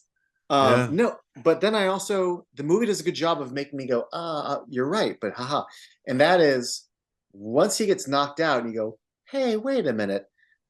That's when Ghostface goes, all right, let's play a game. I'll either kill Richie or Tara. I'm like, well, that's why, because now I can use it to his advantage. And now I've already excused it. So good job, movie, Yeah. You said like you're fading, so I want to start kind of powering through some of my notes. Go for it. Random, but a bunch of these are going to be random because there's no context to the conversation. After Amber reveals that she is a killer, shoots Liv, welcome to Act 3, everyone runs. Richie and Sam run into the kitchen, and she quickly just puts her hand on the counter and grabs a knife. And I immediately thought, look at you just grabbing the knife. You really are a chip off the old block. And now I gotta wonder, yay, you're smart and clever and defensive, or like, oh shit, you're your dad. But either way, I just love it. It's like, boom, there's just a random knife on the counter and I grabbed it, like instinct. Yeah. And if you are like an Aaron from Your Next, or what people pretend like Laurie Strode is, like a super badass survivor, you would grab that fucking knife. And you wouldn't drop it. And you wouldn't drop it. Twice. Laurie Strode. Yeah, just fucking pick it up. Yeah, I'm gonna go through. I mean, I don't have all randoms, but I'm gonna go through some randoms right now. Go for it. We were talking about cherishing the moment and the fact that you were in Stu's house. Yeah. I don't know if you had this thing. One of the little things that I did not appreciate that the marketing did. I know. The trailer shows the pullout of Stu's house. Thank God I didn't see the trailer. God. I did. Oh, that's terrible. Even before I saw the trailer, Eddie, Kevin Williamson posted some photos. And I know that Paramount goes, hey, you can post these. But like photos of like them on set. And it was all about how like Kevin Williamson is like active in this movie and helping out. But the photos are of him on set with the cast, and they're outside of like Stu's porch. And I'm just like, oh, that's cool. They're in the house. That's neat. And then the trailer shows it. Yeah. So in the movie, when we get to the house and it's all like tight close-ups on people and it's never wides on anything, I'm like, I was very aware. I'm like, oh, this is going to be like a reveal, isn't it? I already know where we're at. And then when the house was revealed, like Tracy was like, oh, what? I'm like, I'm glad you had that. Oh, yeah, I totally had cool. that. Oh, I'm sorry. I didn't. Fuck you, Paramount. See, that's the if you start spoiling the reveal, if it's shot it's not like even a fucking reveal, it's not even a killer, so it's not like you're spoiling the movie, but it's a beat, and like trailers ruin beats, and that to me is a problem.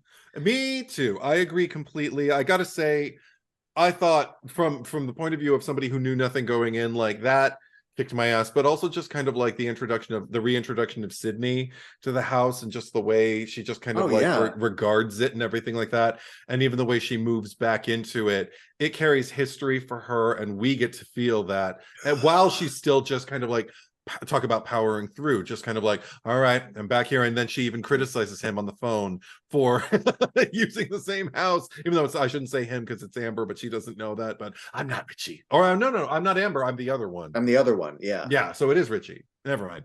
So anyway, so she's sorry, it's getting late, so yeah. And I'm so glad that you mentioned like her familiarity, because I got emotional when she first comes into the house and they play like the classic like Sid theme. Same thing with Dewey when he finally decides to help in here. I was like, oh my god, movie, fuck you. Yeah. I appreciate. Okay, that's not that. Let me. The horse is leading or whatever. So they're in the car. Sydney and Gail, and Gail's like, if I hadn't written that book, none of this would have started. And Sydney's like, no, no, don't beat yourself up. Billy started all this. And I remember thinking, technically, Roman started all this, but this movie has to play to everybody. And we can't stop the movie to be like, well, technically, when Roman sent the tape to Billy and then told him to get an alibi, like Steve, like, no. And also, from the audience's point of view, this all started with Scream. Yeah. Not an explanation in Scream 3. Mm-hmm. So to anyone who goes, well, what about Roman? It's like, no. In that moment and for this audience, it started with Billy. It's cleaner. And also, Tracy pointed this out to me, like, Roman showed Billy a videotape. Yeah.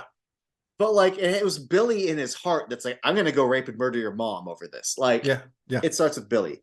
However, even though all that's true, I also just appreciate it. If it's supposed to be shade thrown at Roman, I appreciate it.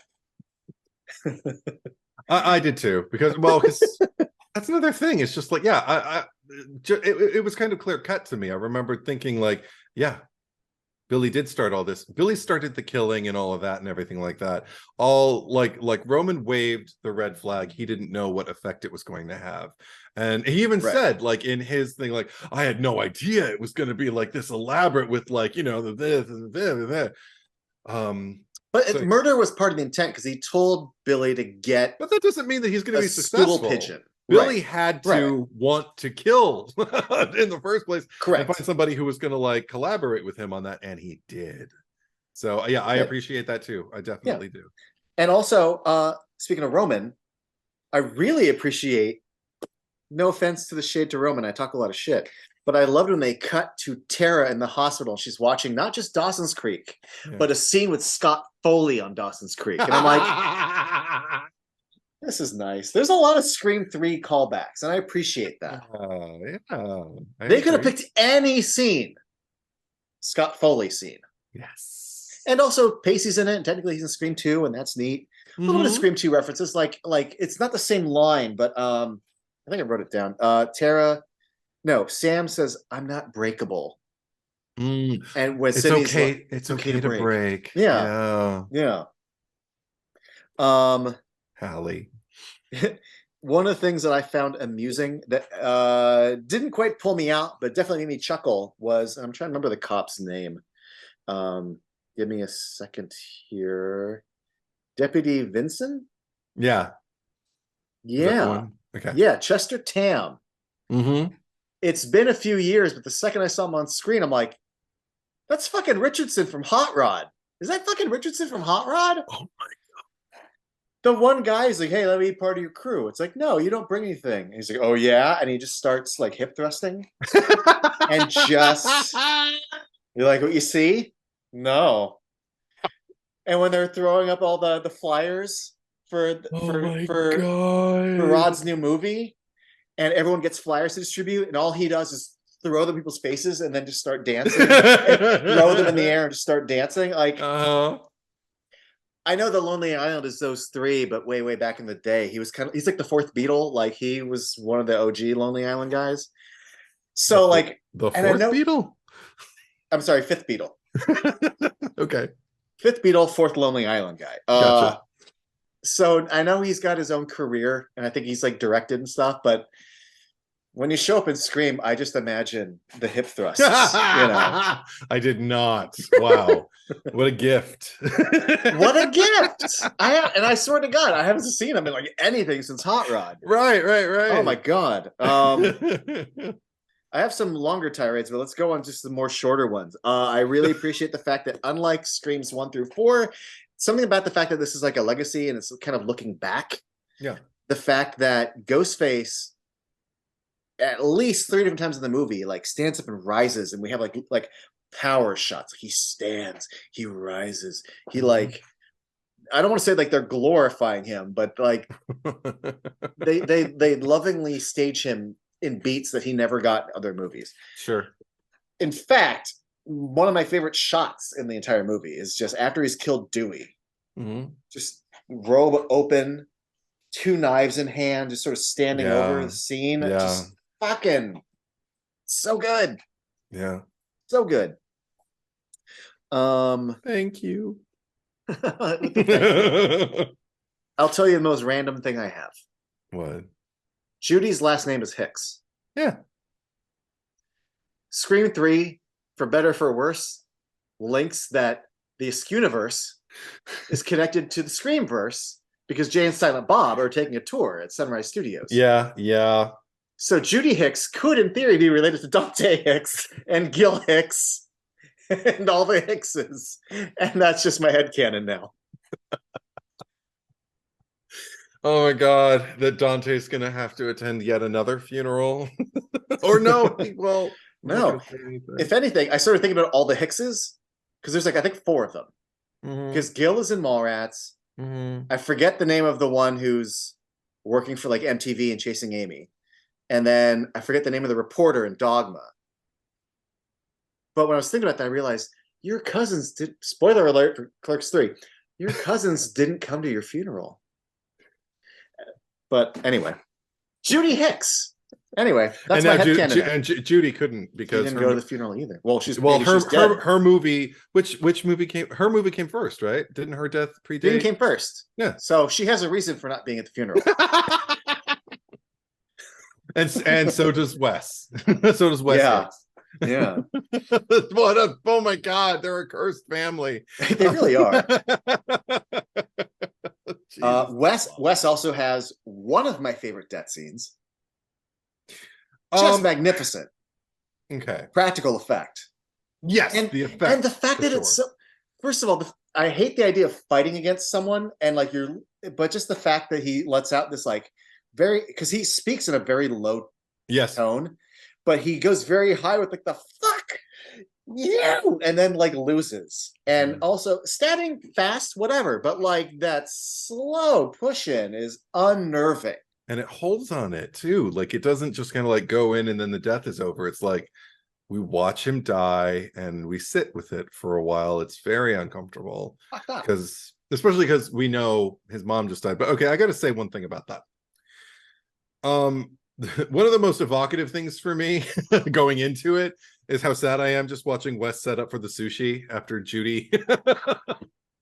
Poor guy didn't get his edamame or sushi. I know, such a tragedy. And they're so cute. Like I'm just kind of like, oh, this seems like a sweet, like health conscious house to be living in. And they can, on their cheat day they get lemon squares, but they don't deprive themselves, Lemon squares note on the fridge. Yeah, it was great. But the thing about the only note that I have about that thing in particular, that sequence, is the fake out thing. It works for a lot of people. The fact that opens the door, shuts it, and nothing. Goes, opens the fridge, score swell, close the door, nothing. I remember even in the first screening, the first fake out happened, and I crossed my arms. And I was like, okay. Because now he's going to go over to the fridge and he opens the door and I'm like, oh God, okay, how many of these do we have? And it's only 2. And then of course there's the front door, which is the fake out because then it's behind him. But the front door one actually works a little better for me. I didn't need the 2 other fake outs because the thing is they don't build suspense for me. They seem self-conscious of what they're doing. And I know that works for some people. Whatever that sense of humor thing is, that is just kind of like, hey, look at this thing we're doing. Remember that trope? I'm like, I've seen this trope turned on its head before in too many other movies. It's not fresh and it's not funny and it's not scary. So why is it here? But it's, again, not a deal breaker. I just hold my breath until it's over and then I can exhale and watch him die because it is a great kill. Like I said, the build up to him walking toward the front door, the third thing, works for me because I actually feel the tension because maybe it's just because you think his mom is out there, and also because we're in the POV of him, like we're following him toward the door, so I'm getting a little bit more of a sense of what it's like to move in the space as opposed to be a peripheral, not a peripheral, a proscenium, essentially, a proscenium shot of like here's the guy, here's the thing that's blocking the thing, here's the thing closed, there's nothing. it's too outside of it. But the other one, because it puts me inside his experience, makes me, a little bit more Yeah, tense. I can see that. Make My, sense? my whole dread was just like, oh my God, are you gonna see your mom? Are you gonna see your mom? Yeah, that's Like, terrifying that's too. the one that gets me. Broad daylight too. Fuck. Well, that's one of the things that I really liked about this movie. It was first of all, when she was running towards the house, I thought she was gonna make it through the front door and then bam, get it in her living room. So I Yeah. was like, oh my God, it's like outside the door. And then Yeah. also broad daylight outside, like on the street for any paper boy to see. Um, which so the broad daylightness gets me. But what also gets me is I had a bad encounter in high school with violence, and it was in a neighborhood in broad daylight. And I remember being shocked that like there's no one around. And as we were like fleeing, there was no one was like watering their lawn. Like this neighborhood, it's like 3 in the afternoon. Where are all the people? So when Right. I watched that, I'm like, you can very well stab someone on their front lawn, Yeah. and it can totally not be seen by anybody. Yeah. And so like I don't know, something about like daylight kills and daylight violence really bother me, Yeah. I and get also that. bother me that they're so plausible when you would feel cinematically they're not plausible. They totally Yeah. are. They totally are. They absolutely are. It's Yeah. terrifying. Um, and not just in that way that like people, there's a very famous story about the person who's being murdered outside, and all the neighbors like didn't want to go outside, they didn't want to get involved, and they all Yeah. presumed someone else would call the police and do something, and then like nothing happened. Right. Right. Not in that way. I just mean like no one's even No. around to ignore you. Exactly. Exactly. So yeah. Um, no, but Wes, all I'll say about the West buildup is that it kind of works for me and kind of doesn't. I'm with you. It's been done to death. But the weird thing is the movie isn't playing it the way like other movies have played it in a broader way. It's Mm. much more like subdued in its approach. But after like the second one, I just go, haha, okay, yeah, like we got it. My problem is that scene. It's the only scene in the movie that doesn't play well the second and third and fourth time, because now you're just watching a guy put plates on the table, and it goes on for like 3 or 4 minutes of like, and he even like it's so hard for an actor if you're given just 2 minutes to play straight with no dialogue. How do Mhm. you fill that to make it interesting? And he's just like going like he's even going like he's making like a little song to himself, and Yeah. Yeah. I Yeah. don't envy that because again, second, third, fourth viewing, it's just a guy setting the table.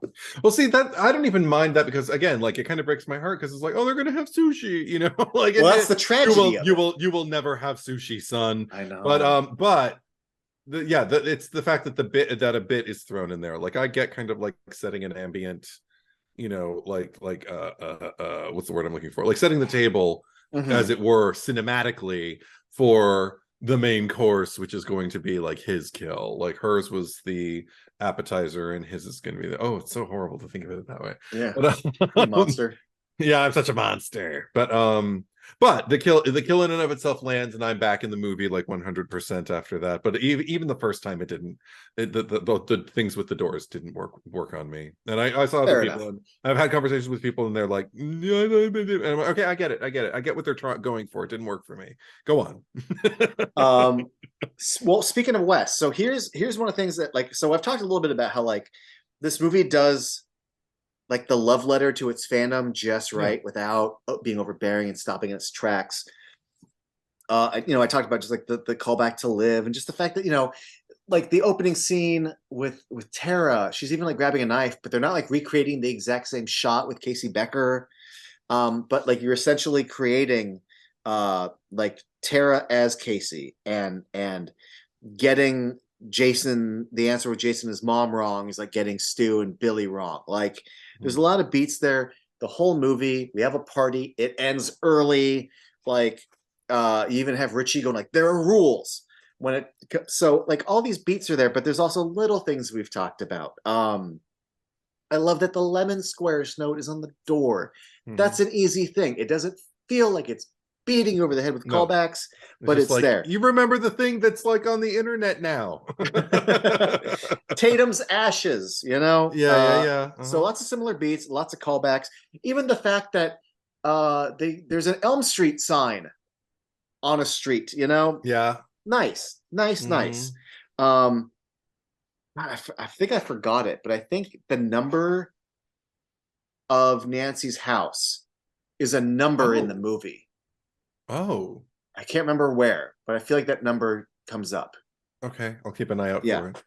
Um, but one of the little things that really gets me, and I don't, you may have heard it, it kind of made news, after the movie came out, but the toast to Wes. Do you know about this?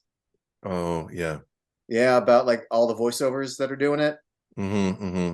First of Yeah. all, just the fact that they had a character named Wes and then he dies. I'm like, Yeah. whatever.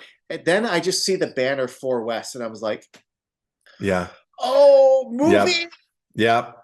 And Yeah. then he like does a toast to him, and I'm like, oh, you son of a bitch. And then I found out after the fact that it's like Henry Winkler and Marco Beltrami and Jamie Mm-hmm. Kennedy. I'm just like, Mm-hmm. you Mm-hmm. motherfuckers. And that's how you do it, because it doesn't call attention to itself at all. No. But once you learn, it's amazing. Yeah. And the fact that they made a movie where they're like, look, it's our movie, but we want it to kind of feel like it's a Wes Craven movie without being slavishly Wes Craven about it. But we tried to Absolutely. make the Yeah. best choices we could that reflected that it's a Scream movie. Yeah. But you still can do stuff like having fucking Drew Barrymore and all these people come back and have Wes Craven's wife come in and they all toast to Wes. Mm-hmm. Like my shoulders dropped when I first found that out. Like I buckled. It's so good. Yeah. And it's so good because it's so subtle too. And also just like the for Wes at the end and the birds that are chirping because he's a bird watcher. Like, Oh, come on. when it happened, I remember the first time I was just like, I, I was just beside myself. I was so happy with how it turned out. Uh-huh. I thought this was the strongest requel that I had seen in some time. And I was just like so grateful that I got to go see a Scream movie once again Mm-hmm. in a theater and enjoy myself. Really enjoy Like, yourself. yeah, So satisfying. yeah. I laughed and I Also, cried. also like, Yeah. and this is the other way you do it without calling it like it's like I like a gratuitous cameo to a certain degree. Like when it's a legacy, maybe it's more like in Scream 1, Mhm. when Wes Craven plays like Fred the janitor. It's Yeah. gratuitous, but it's funny. But you don't want to do that 3 or 4 times in a legacy sequel. But you can do it with audio cameos, which is why, like, I don't know how much you know that Drew Barrymore is the principal on the loudspeaker. Right, right, right. Stu Macher is the voice of the chrome-faced Goldface, who's like, no, that's lit. Like, Jamie Kennedy is the one who comes up to me. You don't see him, but like, hey, some old man or someone's dad is kicking us out of the party. Like, there's a Yeah. lot of audio cameos. And I'm like, well, that's just sweet. That's Like, great. why bring in, Yeah. like, this is how you honor something. You give someone a job for a day. We can all go, ooh, neat, but you don't draw attention to yourself. You don't just gratuitously, for no reason, have Lando show up Mhm. and be like, oh, hey, yeah, No, I no, hung no, out no, with no, no, Luke. no. No, no, no, no, And, no. It's no, fucking, and also if you recognize, it's happened to me like a number of times in Mel Brooks movies where he'll be in his own movies and do a voiceover. Like, of course, he acts in his own movies too, but sure, yeah, like I love like in the producers movie that inspired the musical and the musical carried it over. He comes out and sings, "Don't be stupid, be a smarty, come and join the join the Nazi Nazi party." party. And they had it like pre-recorded for every performance that it would run like on Broadway, out here on tour, like wherever. And and then put it back in the movie musical again. And also anytime a cat goes wow, I can't do it, Hmm, but anytime a cat goes in any of his movies, it's him. He knows how to do it. I don't. nice. I did not know that. So I mean, yeah, I get, and because that's the thing is like, especially like once you know it, you never forget it.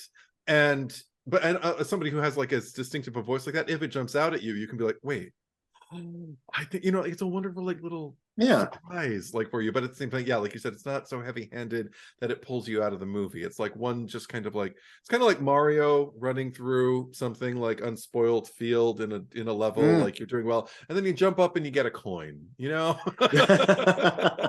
Super Mario, I mean, I Super Mario understood. Brothers, yeah. I just want to make sure. Having said all that, one of the things that I'm looking forward to is Scream 6. It's the only, I mean, I've watched the trailer. I'm not going to talk about anything in the trailer, but there's an interview with the directors where they just briefly talked about how, like, we kind of had like marching orders for like what Scream 5 kind of should be. Oh, Like, it needs to be like Scream 1. But they're like, but with Scream 6, like, we kind of could do whatever we wanted. Nice. So I'm looking forward to like, well, what have you got up your sleeve then? If you don't have Yeah. to end the movie at Stu Macher's house, and if you don't need to have like, Yeah. you know, Oftentimes it's the reverse. Like that. I mean, that was the case with, for the most part, with the original Scream. Was Wes was just kind of like, let's just make this thing, and everybody's just kind of like, okay, cool. And then all of a yeah. sudden, Scream 2 comes out, and I there's all of this. well, I don't know if it's whatever they wanted so much as they said that like they get to make it like we wanted to try to make it more like Wes Craven movie, and we had sort of marching orders, but now we get to make like our Movie. Scream 6. Right. And I'm like, well, let's see what you got. Yeah, Because you let's did a see good it. job with that other one. Yeah. Yeah. Let's see. I want to save this one for a little bit later. Um, one thing I appreciated too was it's the video that Richie's watching about Stab 8. Yeah. I can't tell you in my lifetime, not that I've been that annoying YouTuber, and those are two real YouTubers, by the way. I know James H. Yeah, and Ace, and yeah. But they I have, when Jigsaw came out, and once I saw it, I'm like, why the fuck is this called? It's fucking Saw 8. Like, you could just call it Saw 8. Why is this called Jigsaw? It's stupid. Why is the new Halloween? Why does it have to be called Halloween again? This is dumb. So the fact that they cut to these, you know, YouTubers going like, Stab, like, come on, we all know it's Stab 8. I'm like, like, you speak the way I speak, like, but it's nice when there feels like there's truth in writing, you know. Yeah. You know. So I really appreciated that. Also, just the fact that it's directed by, you know, Rian Johnson, that that there would be lots of negativity about it. I think it's funny that the Stab 8 that wasn't well received was definitely like a Rian Johnson joint. But I liked all the like the things of like as far as the like one of the hardest things about being a Star Wars fan is having to listen to everyone's shitty Star Wars opinion. So the fact that they're bringing up things like it's a Mary Sue, the fact that it pissed on my childhood, you know, yeah, or the idea that it was the 8th stab and they didn't call it Stab 8, even though it sounds like, you know, even though it's a Stab 8 was a requel in a sense. It also sounds like there's enough that's different about it to piss people off that like, no, then it shouldn't have been called Stab 8, right? Because it's different enough that's pissing you off. Anyway, I just like the way they approached all that because it feels, if Scream is commenting on the nature of things, like this one is commenting very much on what the last 5-10 years have been like in fandom, regardless of whether it's sci-fi or television, streaming, Game of Thrones, horror. The fandom, almost every fucking franchise has found some level of toxicity. Except for, surprisingly, one of the things that I like is actually through my experiences with like Instagram and just social media stuff, I really like the Scream fandom. I haven't bumped into a bunch of shit ass people on it. It seems to be, at least maybe I'm following the right people. Maybe you are, because I'm having a lovely time with a very, very positive energy. Yes. The only other fandom that I've encountered like that, surprisingly, it's the old Ghostbusters fans that are like, meh. But like everyone I know who likes the all girls Ghostbusters are some of the loveliest fans with like just the nicest. Like I like the Ghostbusters girl movie. I like the fandom more than I like the movie. It's a weird thing to say, but like I've encountered some really, really great conversations and fans and stuff. Oh, that's great. And speaking of that fandom, we touched upon this a little bit, but the idea that Amber and Richie are essentially solely motivated through their fandom is a terrifying idea, because it's something that I always thought like the idea of Mickey was scarier than his execution. Also, he wants to get caught. Getting that aside, just the idea that like, no, I just really like movies and think this would be fucking cool to do is fucked up. But the idea that people are so passionate, and I don't want to say that they're right, but like Mindy makes an excellent point when I think it's Sam who's like, they're just movies, right? She's like, no, they're not. To some people, this shit matters. And here we are in our 40s recording podcasts about things we love because we love them. And that's part of it too. And it's just, but so like when Mindy's bringing up the fact that people get shitty about it, but it's because they love it. And then again, if people are so territorial, you can't fuck with it too much. But the idea that these two assholes are so protective of it and think we need to turn this, man, those sequels really sucked. You know, it'd be really good. Remember, it was based on real things. Let's base it on real things. Like, let's find each other on the internet and plot murder. And I'll bang a high schooler just so we can get a movie to happen. It's also deranged. But that's a good thing, right? When you're literally in the kitchen giving the speech and it's just deranged fandom and you don't even understand the irony of how can fandom be toxic. Like that's good shit. I miss the personal touch, but it's still good shit. The only problem I have with that kitchen scene, and I know I just keep going bam, bam, bam, bam, but my only complaint was that I remember when I watched it, I felt like, man, that kitchen scene goes by really fast. I remember the old kitchen scene breathed. And we had moments. And I feel like this one goes by at a tighter clip. And then there's no deleted scenes on the Blu-ray and 4K. But I did see an interview where they talked about how like the kitchen scene was longer and we ended up having to tighten it up. And I'm like, oh, I want to see what you cut. I want to see the longer version because I want the longer version. It feels slightly impersonal because it goes by too quickly. It's my only complaint. I by that point, like I'm completely like on the side of Sydney and Sam in particular, and just kind of like I get it. Sure, you know, like I get it. Like you have your thing and you're screaming in my face about it, and you're wrong, and we need to get rid of you. Like, I mean, I'd be interested in hearing what that scene comprised of, but the fact that it was excised and I don't feel like I'm missing anything. Maybe it's going to be like, you know, that Judy and Dewey scene where it's like I didn't know I was missing it until I saw it, and I'm like, oh, that actually would have been really, really nice to see. I don't know how it would work within the context we don't and know the pacing that you set up, but yeah. I don't watch a scene and I feel like I'm missing anything. I just feel rushed when I watch it. Okay, I don't. Not me. Speaking of the kitchen scene, little thing like, so I don't know. It's a little thing that I like and don't like at the same time. My brain's very scrambled about it. Okay. They hit Amber over the head with a giant like glass case. And she goes, oh, fucking hand sanitizer? And I go, okay, so you're filming this during 2020, so that works because we all have to deal with hand sanitizer. But most people who have hand sanitizer don't have a nice case for it in their kitchen. Is that something rich people do? Because it is a nice house. I don't understand. Okay, I guess they buy lots of hand sanitizer and they pour it into a nice glass pump so it looks nice on their kitchen table. But now she has to say what it is so that we know it's flammable later. But it feels very arbitrary that she's saying, oh, fucking hand sanitizer, when it's your house. Why are you surprised when it's your kitchen? I don't know. That moment always bugs me. Oh, I always thought it was just accusatory. Just like you couldn't have found something else. But here's the thing. It doesn't even look like a hand sanitizer. It's a weird, nice glass thing. It isn't a plastic pump. I don't know. Anyway. I mean, anyone who can afford to live in that house, they make their own rules. I don't pretend to understand. Yeah. I mean, I figured, yes, you had to hit me with that, but it was just weird because it wasn't like a jar of marinara sauce. You can clearly tell what it is. You wouldn't look at that and go hand sanitizer. I don't know.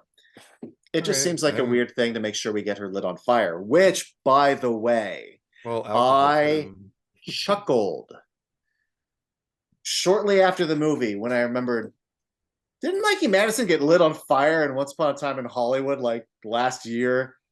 Can this be her thing? You know how Harrison Ford's got the finger point and Shia goes, no, no, no, no, no, no, no. And Owen Wilson's like, oh, wow, wow, wow.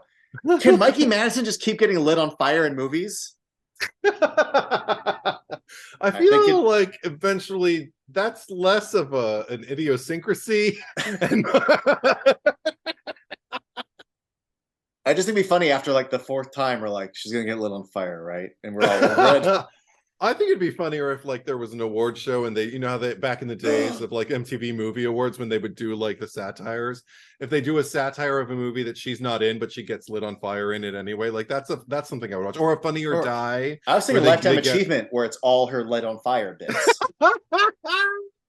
That could be funny too. I would love to Yeah, see, yeah, like a Funny or Die sketch or something like at the MTV Movie Awards. I don't, do they even do those anymore? I don't know.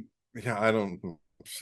MTV is not even MTV anymore, but Yeah, oh, I'm so old. But anyway, she yeah, I didn't know that because I watched them in reverse because I saw Once Upon a Time in Hollywood with you. mhm. What was it, like a week and a A half week ago? ago. Yeah, Yeah, and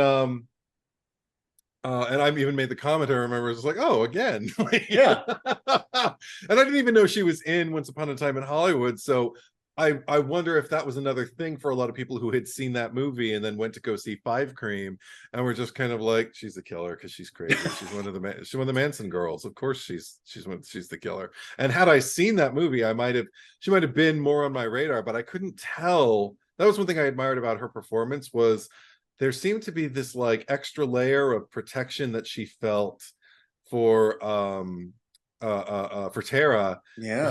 that never really got a label for me. I couldn't tell because I couldn't tell, like, is there a relationshipy thing, or also, like, sometimes things perceivedly, like sometimes girls are different with each other than guys are with each other, or even guys are with girl, like, I mean, who knows? There's a lot of freedom and stuff like that, and a lot more kind of like allowance of, like, physical freedom, and, like, the boundaries Oh yeah. you can cross as friends and stuff like that, and let people know, like, no, she's my through and through, whatever, without having to say no homo. But yeah, or if she was just like closer and just knew more about like the family history than everybody else, simply because she was the person closest to her. So I loved writing that wave, and then finally seeing her unhinged. Oh my god. Like, she's probably, is she the most manic ghost face yet? Like, I I'm mean, trying to think. her and Mickey, as I far feel, as vocal inflections and facial and actual yelling. yeah, but I feel more of a threat from her than I do from Mickey. I feel No, like if no, if but Mickey we're not talking was, a threat. Just yeah, manic. but Yeah. manic, yeah. I don't know if I kind of, I think he's more melodramatic than manic, like more with a lot and Yeah. everything like that. I mean, it's like, with her, I just get that kind of energy. Even when she's not on attack, like, there's also this just like this, oh, don't hurt me, like everything about her is so scattered. And I mean, that's what I associate her with. She does have her more lucid moments, which is kind of like, welcome to act 3, Right. and everything like that. But even that, like, that, So again, fucking amused that with herself. unhinged, like, Yeah. so nothing that follows surprises me. She's just like, ah. No, and she verbally twists the knife several times in the fight with Sid and Gale. Oh god, and she's so She's such weird. a bitch. And then Yeah, plays the defensive again and then is a bitch again and I love it. I yeah, love what it. what did she say? She wasn't not recruited, but Oh, she's she was fuck. there's a word for it. She was what, corrupted? No. No, she says something. I know what you mean. Yeah. It wasn't brainwashed. Yeah. I'm not going to remember it. Yeah, Keep talking. Maybe I'll find it. but that is a very contemporary that word is a very contemporary sort of defense. Yeah. And she kind of zigzags a few times between that and like, the ex Mrs. Riley and just she's just such a fun like you're talking about her manicness, but she really decides to go after them verbally and like just get under their skin. No, no, no. It's the message boards. I was radicalized. Radicalized. She's so much fun. It's the stew, peer pressure. Like it's Yeah, I'm far too sensitive. But yeah, no, yeah, I and love their defense, whatever their vantage point is, and I found hers entertaining AF. yeah. Yeah. No. And then also again, this is another little thing, and you barely even notice it. It's only because God, I don't remember even where I saw it, read it, or heard it. But when they were doing the makeup design for her burned face, they're like, we gave her a Freddy ear. And when you watch it, you could barely see it, but it is it's supposed to be But a it's Freddy Krueger movie. there. See, Yeah, again, that's how you homage. Like, that's how it's done. oh, I love that there are so many in this movie that you just can't pick up on because they're there, like Yeah, they're there. They're undeniable. it Oh, is. It isn't the when. And again, I love Star Wars. It's something I'm talking about ship. Like when the little droid that Luke trains with, and like Finn just mhm. picks it up and holds it in front of the camera and throws it. Like, hey, remember this? And like, no, like Scream's like, hey, like if you dig, do you remember Yeah. Freddy's ear? You might find out in an interview that it's Freddy's ear. Exactly. Like, Exactly. I appreciate that. Because also that's great. That's great incentive. Like that's a great morale booster when you're working on a project like that, a legacy project like mm-hmm. that. Like to just make it as personal as possible and infuse it, just to like endow it with meaning so the people that are contributing to it feel connected. That It's the good shit, right? that's the good shit. That's why you make movies. Can I bring up another thing that there's certain things I look forward to now when I watch a Scream movie. One is like the opening scene. Okay. One of the things that it's a dumb thing to look forward to, but like, how is the killer going to be revealed? Because like, here's a little thing. I always wonder how much Ghostface mask off am I going to see? Because Oh. Billy and Stu, we never see them as Ghostface. And it's one of the little things that kills me every time NECA or Sideshow makes a Ghostface figure, and there's always some idiot in the comments who's like, "It should come with a Billy head. It should come with a Billy head." I'm like, "But you never see Billy wearing the fucking costume. Why do you want a Billy head?" Sorry, toy nerds. Really pisses me off. I'm like, if anything, you should want a Mickey head, or a Roman head, because these are people who actually we see in the costume. Oh my God. I mean, they did wear them though. Like, I mean, Yeah, you could no, yeah, build like but your own little Casey Becker house and have I'm them just like weird. If it's not conspire with seen each in other. the movie, I don't want to see it. So like it to me, it's dumb to have a little action figure of Ghostface with a Billy head because you don't ever see it. Oh, So what's the wow. point? It's not in the thing. Anyway, Wow. Mickey gets a reveal. Yeah. Roman gets a reveal. Right. Jill gets a reveal. Charlie Yes. doesn't. No. And in this one, at first, I was like, "Oh my god!" Like Amber just pulls out a gun and shoots Liv. Like no reveal.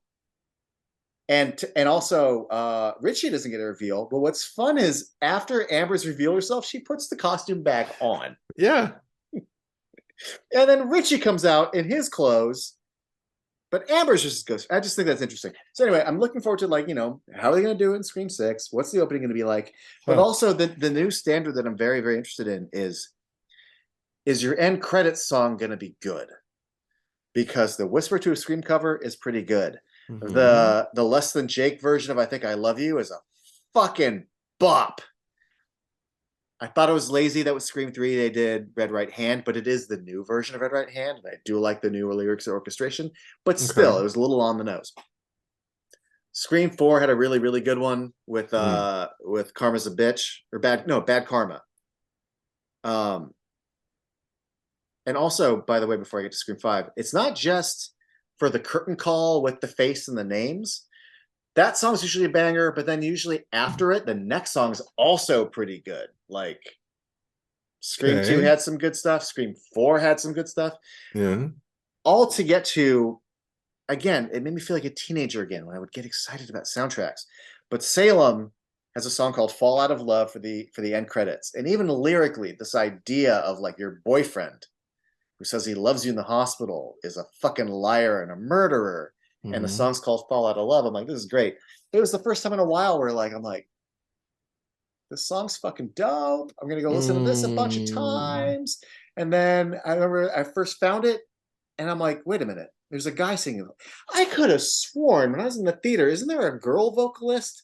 And then I looked it up, and then I saw the interview with the guy. Like again, fandom. I went down like the nerdy rabbit hole with this, and like it felt like being 17 again. But like he talked about how like, oh yeah, we had that song. They were doing the interview during quarantine. He's like, but the movie theater across the street from my apartment is playing Scream right now.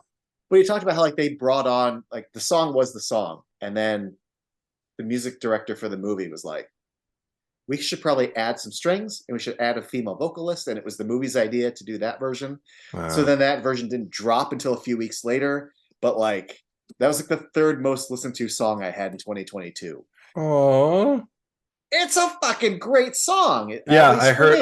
I heard it while it was wrapping up. I was like getting things together, and I was just kind of like, I'm really loving Ah, this music. Yeah, so I didn't good. have as much of a rabbit hole experience as you did. I just liked the songs, but it worked for me. But It was nice. but it to me it's kind of now unfortunately become a benchmark of Scream. Like you better have a good fucking song for Oh my gosh. your credit roll call. Okay. And then also the Okay. Wallows has their song right after, Mm. which I don't know if you guys know, but the lead singer of the Wallows is Wes. Oh, I didn't know that. So that's me. So Liv, Mindy, Wes, Uh-huh. all are very talented. And if you haven't listened to anything that Jasmine Savoy's done, Mm-mm. it's really good. Okay. Like it's I'll really have to. good. Okay. I like I'll her have to shit a look. lot. Nice. Anyway, looking forward to the new song. Um, Oh boy. well, I'm already. I don't know how much we already like. I won't say anything, but there is an artist who has recorded a new song for the movie. All right. Whether it's going to be the credit song or like the mid-credit song or just dropped in the movie, I don't know. But I'm not Yeah. listening to it yet because I don't even want to know. That's how. Oh, the music video's out. I'm not watching the music video until I've seen this movie. Okay. Um, but yeah. Uh, do you have any random notes before I tackle like my last big thing or two? It was just one more kind of like Halloween nod I felt because I really admired the fact that Tara gets introduced in this hospital, and it's the same place where Sam gets attacked and everything like that. And it just looks like your kind of standard hospital. Didn't even like occur to me anything. And then all the lights go out. And all of a sudden I'm getting a throwback to Haddonfield Memorial and Halloween 2, Yeah. especially down to the fact that it's completely abandoned now. It's like a Well, it's operational hospital with like nobody, like on staff or in any of the other rooms. And I don't know, it's not a bug for me, it is a mm-mm. feature. Because I remembered feeling, before I could even articulate it to myself, I was just sitting there just kind of like, this is familiar territory for me. I'm watching things happen in a dark hospital. And I think it didn't take long for me to kind of draw the connection. But I mean, just not even like a deep, intense, like, oh, they must have intended that. I'm just kind of like, oh, another dark hospital. Okay. it's a little nice warm blanket for you. Yeah, yeah. So Yeah, I don't even think of it as abandoned. If anything, the thing that was weird was after her when Sam gets attacked and they're like, "Oh, well, we'll make sure, Tara gets her own floor." I'm like, "They can give you your own floor?" I guess in I guess in a city of this size, they've it's got like there isn't enough hospitalizations happening day to day that they can give someone for their protection an entire floor. especially after 2020. Right? I mean, I won't get into it, but there's been discussion about how we're starting to get movies now that actually like acknowledge and either Yeah, take place in or refer to the pandemic, yeah. whereas everything we got 2020 and 2021 didn't. And Scream is in this weird one where it doesn't, but then hand sanitizer, I mean, it was which around hand sanitizer before. existed before, Yeah. but I became much more aware in 2020 of just hand sanitizing for everything. Anyway, Maybe there's some whole subculture of like hand sanitizer artisanal jugs that we just don't have any part of. Because apparently these artisanal jugs, man. And I really appreciate after the attack. It's probably the moment where I feel the closest, or the closeness between the sisters is just when they make their amends and everything like that. And it's just like, and she just kind of says like, you are so high right now. I am so high right All now. right now. And they both just laugh Oh, together. Such a sweet, like a it's little hug from my heart. I'm like, yes, it's good good. levity. Yeah. I watched that Yeah. movie again today and got a big laugh out of Tracy, who's already seen it. Like, it's great. Yeah, it's and perfect sweetness, perfect, like it feels spontaneous, doesn't feel like lines on a page. It's just a perfect delivery. Oh It's a yeah, little crystalline moment. Yeah, I love it. yeah, both from both of them too. Yeah, yeah, absolutely. Um, one thing I probably way back in the first one, but still, I just want to mention it before we wrap up, and that's that Okay. when Billy says, "Get out there and start slicing some fucking throats." Ah, I like the fact that it took what 20 years for something like this to line up, but how much he now has in common with Sydney, because like Sydney and Gail come to Sam. She's like, wait. You want me to like join you and like this TV woman to go and like murder and someone. murder someone? And they're like, yeah. Yeah. And I'm like, Billy is the one telling her, go murder people. And these two women are like, hey, come murder with us. And I'm like, Mhm. wow, like look how far we've come. Like, one, it's a foreshadowing line, but also like in a weird way, you guys are kind of on the same page about this. Isn't that kind of fucked up? I love it. If we believe that it's actually Billy and not like, Her mind, but still hearing the words come out of Billy's mouth. okay. I'm just Okay. saying. It's just neat. No, my last note, I just want to bring it up because we didn't talk about this during our Scream 3 or our Scream 4 discussion, but once I saw this movie, like I really started like we got to start talking about this at some point. It's not a complaint. Uh-oh. No, it's not a complaint. Okay. But like Stab. Did Uh-huh. you ever start getting the feeling like around Scream 4 or Scream 5 that these movies either bring up or rely on Stab as a franchise a lot? Whereas the first Scream movie is just kind of targeting horror movies. Yeah. And then Scream 2 is using Stab just as like a gag. Like it's used for some jokes and we Yeah. understand what's happening out in the world, but it isn't like something that feels like it's meant to be taken as canon. It's just like a throwaway thing that like fucking like Jamie Kennedy could be like, no, I'll wait to rent it or whatever. Or even the fact that it can pay off like Sid's line from the first movie about Tori Spelling playing Right. her and everything. And it's just like, oh, I get that from the first It's a movie. fun joke. Yeah. I get, because I know Kevin Williamson's original Scream 3 was still about making a Stab movie.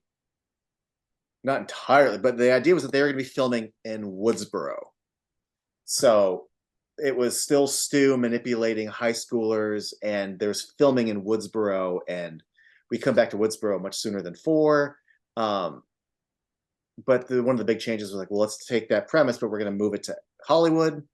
Part of it had to do, I think, with like Courtney Cox's filming schedule, and anyway, it's more Hollywood, you know. But like Scream 3 really leans into the stabbiness of it. But like so much, like I love Scream 4, but I remember kind of being aware. Like we're talking about Stab a lot, aren't we? Like we're talking less about horror movies and more about Stab. The positive thing that you and I talked about, at least the positive I see, is that I love the fact that no matter who the killer is, if you had Freddy Krueger the whole time, they have memory. Each ghost face doesn't have memory, but they can still know what happened to Sydney. They can still know because they saw the fucking movie. Mm-hmm. And isn't that great? Mm-hmm.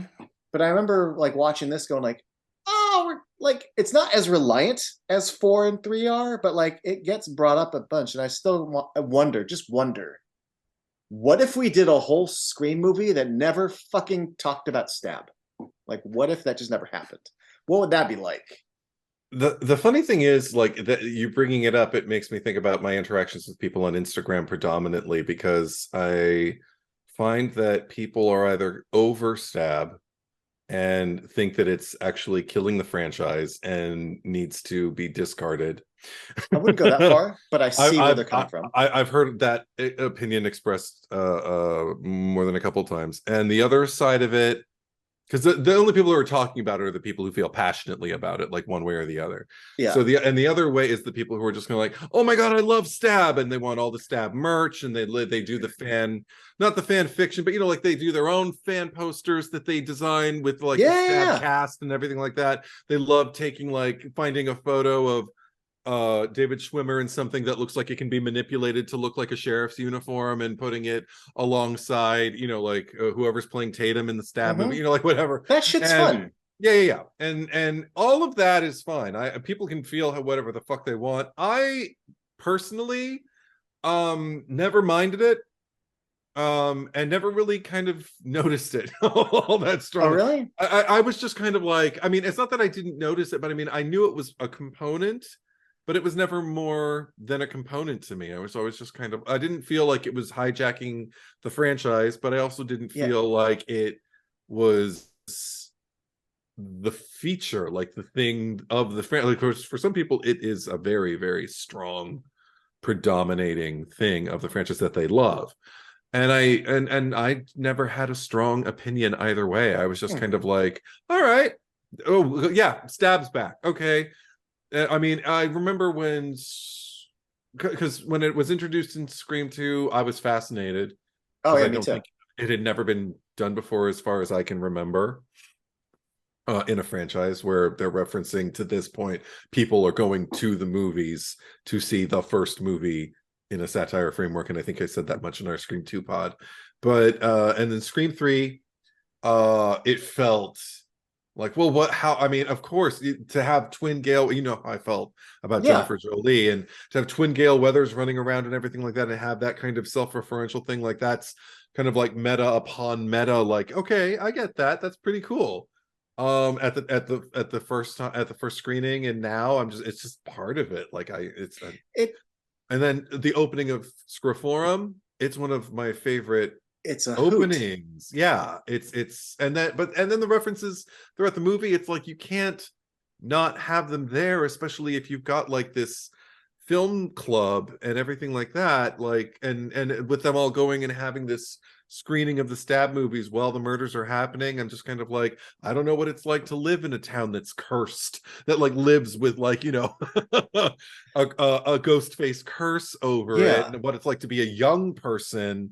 And I know how rebellious I was in particular. Like anybody who was just kind of like raising their fist and calling for revolution against like the established system, I was like, right on, you know. And I wasn't even particularly active, but I just be kind of like, yeah, fuck those fuckers, the ones who make the rules, fuck them, you know. There was some section of my brain, even though I was a rule follower, I understood why people would be motivated to break rules and stuff like that, and turn their nose up at, you know, another generation's, a past generation's tragedy, and go like, it's not happening anymore, kind of, I don't know, you I know. mean, that's one of the complaints I've heard about Stab 1 is just like I've never been to a movie where like everyone's wearing the masks, but like you haven't seen it yet to be a fan, and like look at Mm-hmm. all this shit happening in the theater. And I'm like, this is not totally supposed to be realistic though. The whole point is that a tragedy has happened and it is being exploited and glorified. Like that Yeah, is the point of the scene.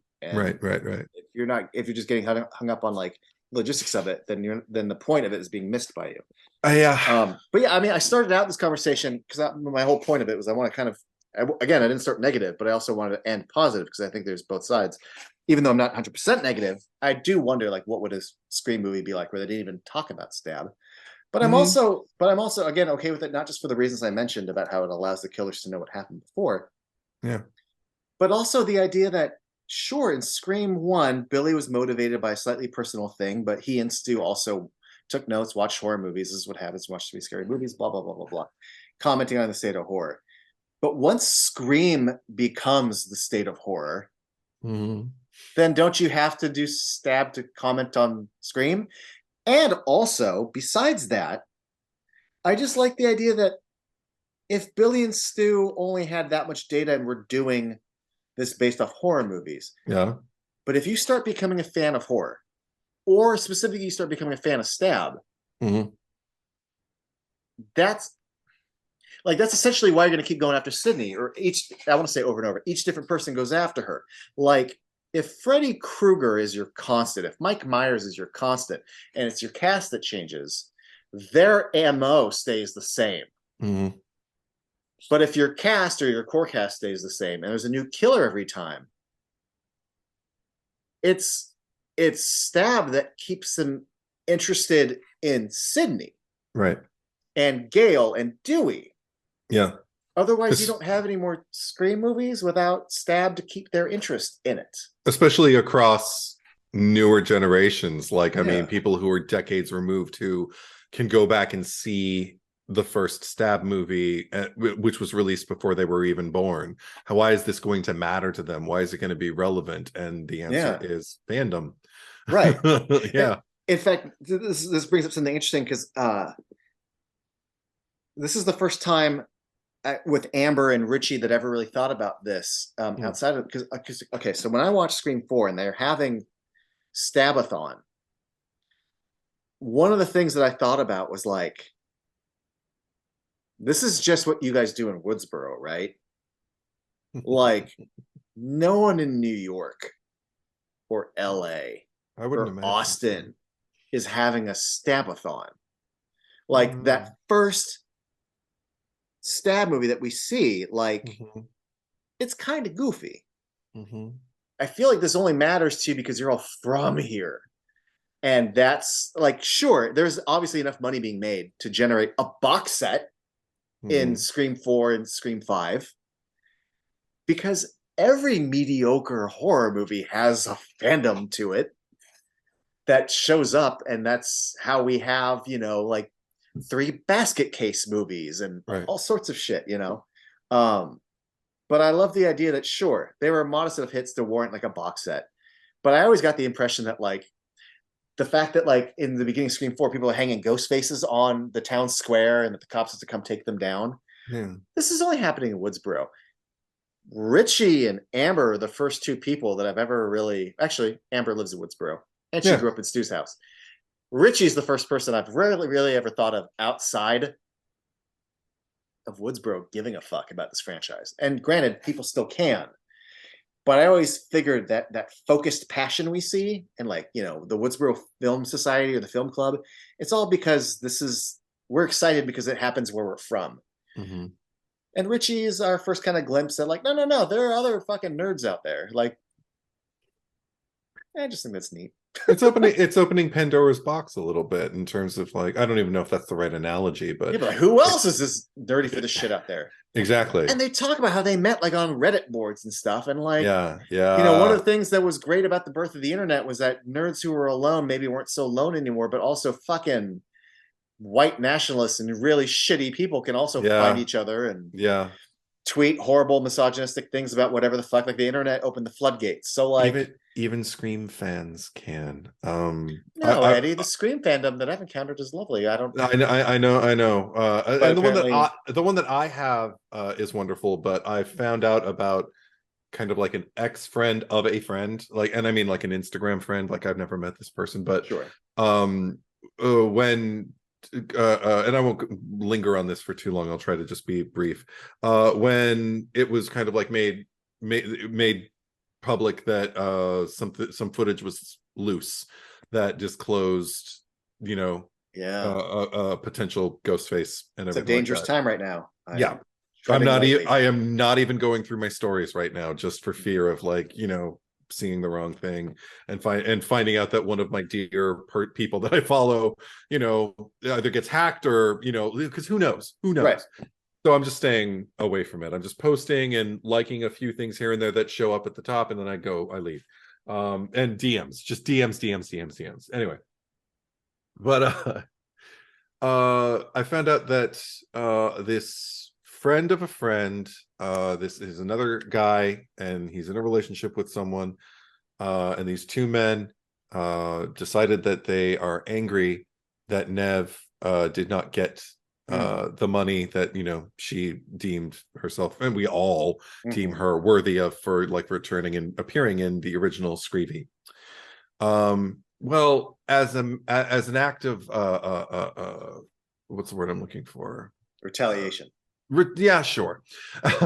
As an act of retaliation, they decided to track down as much material as they could on Screevy and spoil it for as many people as possible. They both of these 2 gentlemen had big followings, and apparently over the last few months, their numbers have shrunk considerably. Good. Yeah.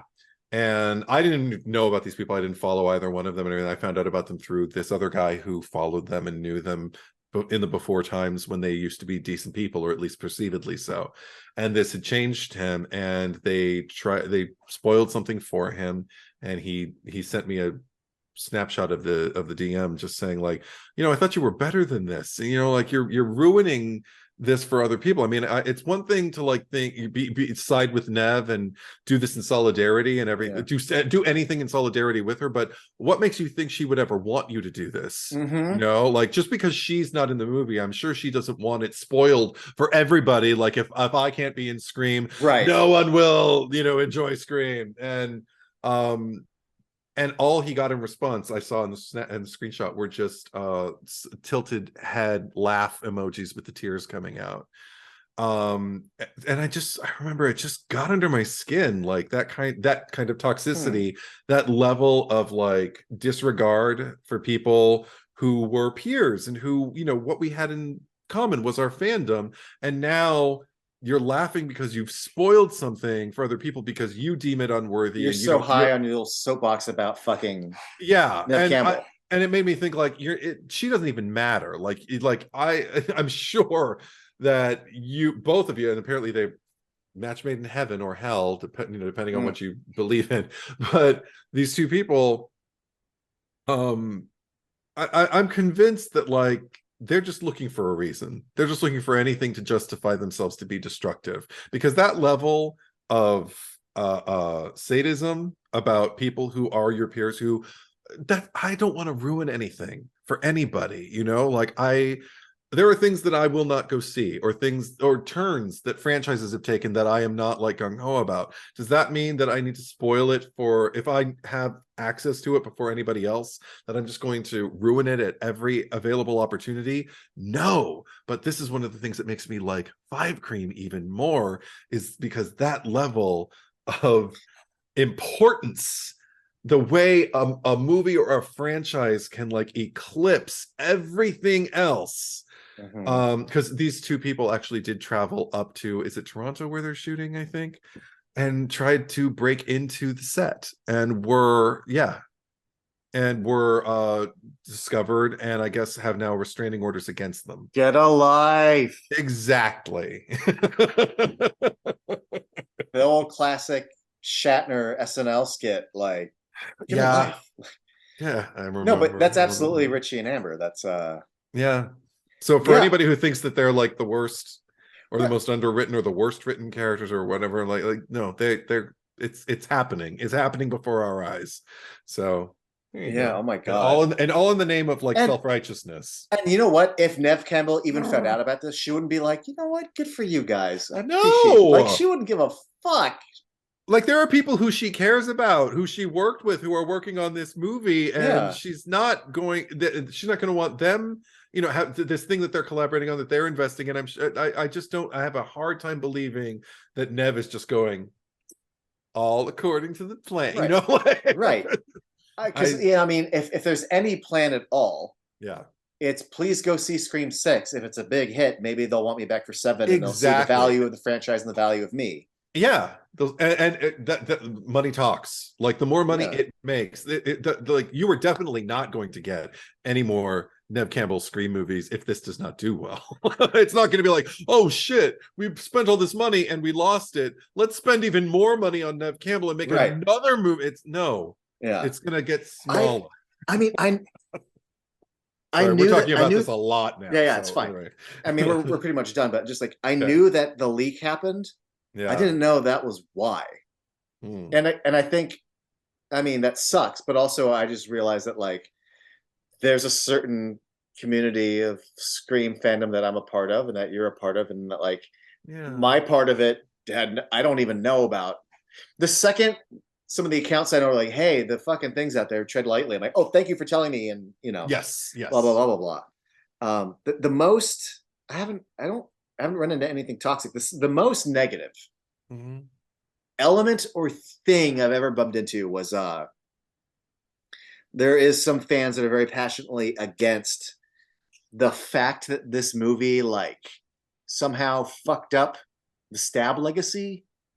Oh boy. Because like Sid, like, because in this movie they say like, oh, Sid was only in the first 3. And I go, and people get like adamant about it, and I've kind of encountered that. Yeah, that's the worst it's gotten. And Because then they said that, was it in this movie, is that where they said that she stab 7 or stab 8 was the first one that she wasn't in, and that completely they say corrupts like the stab, because in Scriphorum, that's where I think they say she was only yes. in the first 3. Yeah. The Something like pro that. the Something like problem that. I is don't they care. refer to in this movie Yeah. that Sid was in all of them but the last one. There you go. There you go. That, yeah. Yeah, and that's a big problem because supposedly Sid was only in the first 3. Yeah. However, I don't know where that came from, Eddie, because in Scream 4, all they say is that she threatened to sue them if they used her story. Yeah. So they had to start making shit up for the sequels. Yeah. Nowhere do they say that Sid's not in them. Right. So I don't know where this sort of, if there's some sort of like wiki fiction that this now steps on. Like I get when Yeah. like the Star Wars sequel trilogy negated the old books, but there Right. aren't some old stab books. And as far as them saying she's in all of them except for the last one, why wasn't she in stab 4, 5, 6 just with new stories? I don't get it. I It's defy fine. anyone to find a franchise that doesn't Well, that doesn't. contradict itself at some Correct. point, or retcon something along the way. Yeah. In fact, again, I'm talking about Star Wars lines, but the more they make Star Wars stuff, the more it keeps contradicting itself. Yeah. And Yeah. you just have to accept that going Yeah. forward. And you see it in other, like, there's teachers in Harry Potter movies that look this way, and all of a sudden they look a different way, and it contradicts itself. It's fine. The thing is it's the degree to which it affects or matters, right? And I feel like something like something where, oh, they got wrong whether Sydney was in these other movies that we don't ever see, has no real bearing on the story. So when people get really upset, they're like really like investing in, like, you're allowing yourself to get that upset over stuff. It depends, like how much of it is a disrespect from the people. Like, I'll give you an example, and then you can tell me whether it matters or not. Because I feel like I see both sides. Whereas in the case of Stab, I don't. I see one side. Okay. In Alien 3, Yeah. the planet is Furina 161, sometimes called Fury 161. In the 4th Alien movie, Alien Resurrection, they call it Fury 16. And I know some people that are like, fuck Joss Whedon, you weren't paying attention and you didn't notice that you left off the one and everyone read the script and you made the movie and you got the planet name wrong. And it's like, or they just, there's a typo and the movie doesn't, nothing about Fury 161 really affects the events of Alien Resurrection. So yeah, it's a mistake, but does it really matter? Like, or is it really like a lazy thing and you should know better? It's your own friend. I don't know. I mean, I will say it is a lazy thing. It is. That's the thing you're going to criticize Alien Resurrection for? Yeah, there's bigger problems than that. That's what I'm saying, is if you're gonna get passionate about Scream, like this is where your passion's gonna go. That's all. That's again, also, I mean, yeah. I appreciate, like, I have gotten nerdy and nitpicky about stuff, so like, yeah, I get it. I'm just saying that degree is something that I would allow myself to go, that sucks, but not to like flip the heel and be like, fuck Scream 5. Fuck it, because of that. Well, it kind of warms my heart because I again, like, I would defy anybody to find a franchise where they don't retcon something. Even my mother is guilty of this, and about something, you want to talk nerdy. She's navigating her way through Young Sheldon right now. Okay. Because she loves Big Bang Theory, and she loves Sheldon. She adores Jim Parsons, and with all his problematic qualities as a character, like, she loves watching him, and she loves always going, oh, when he does something right. And so watching a little boy do that, like, really warms her heart. But she's been bringing up to me, like, the fact that, like, they're trying to write a comedy, and this character has a very kind of like dark backstory as a childhood that they allude to on Big Bang Theory, but they have to keep it light. So they're more quirky than what's the word I'm looking for? You know what I'm trying Overbearing to and say. not understanding. Yeah, that kind of thing. Yeah, Like dismissive. less trauma, more, well, wacky, you know. Yeah.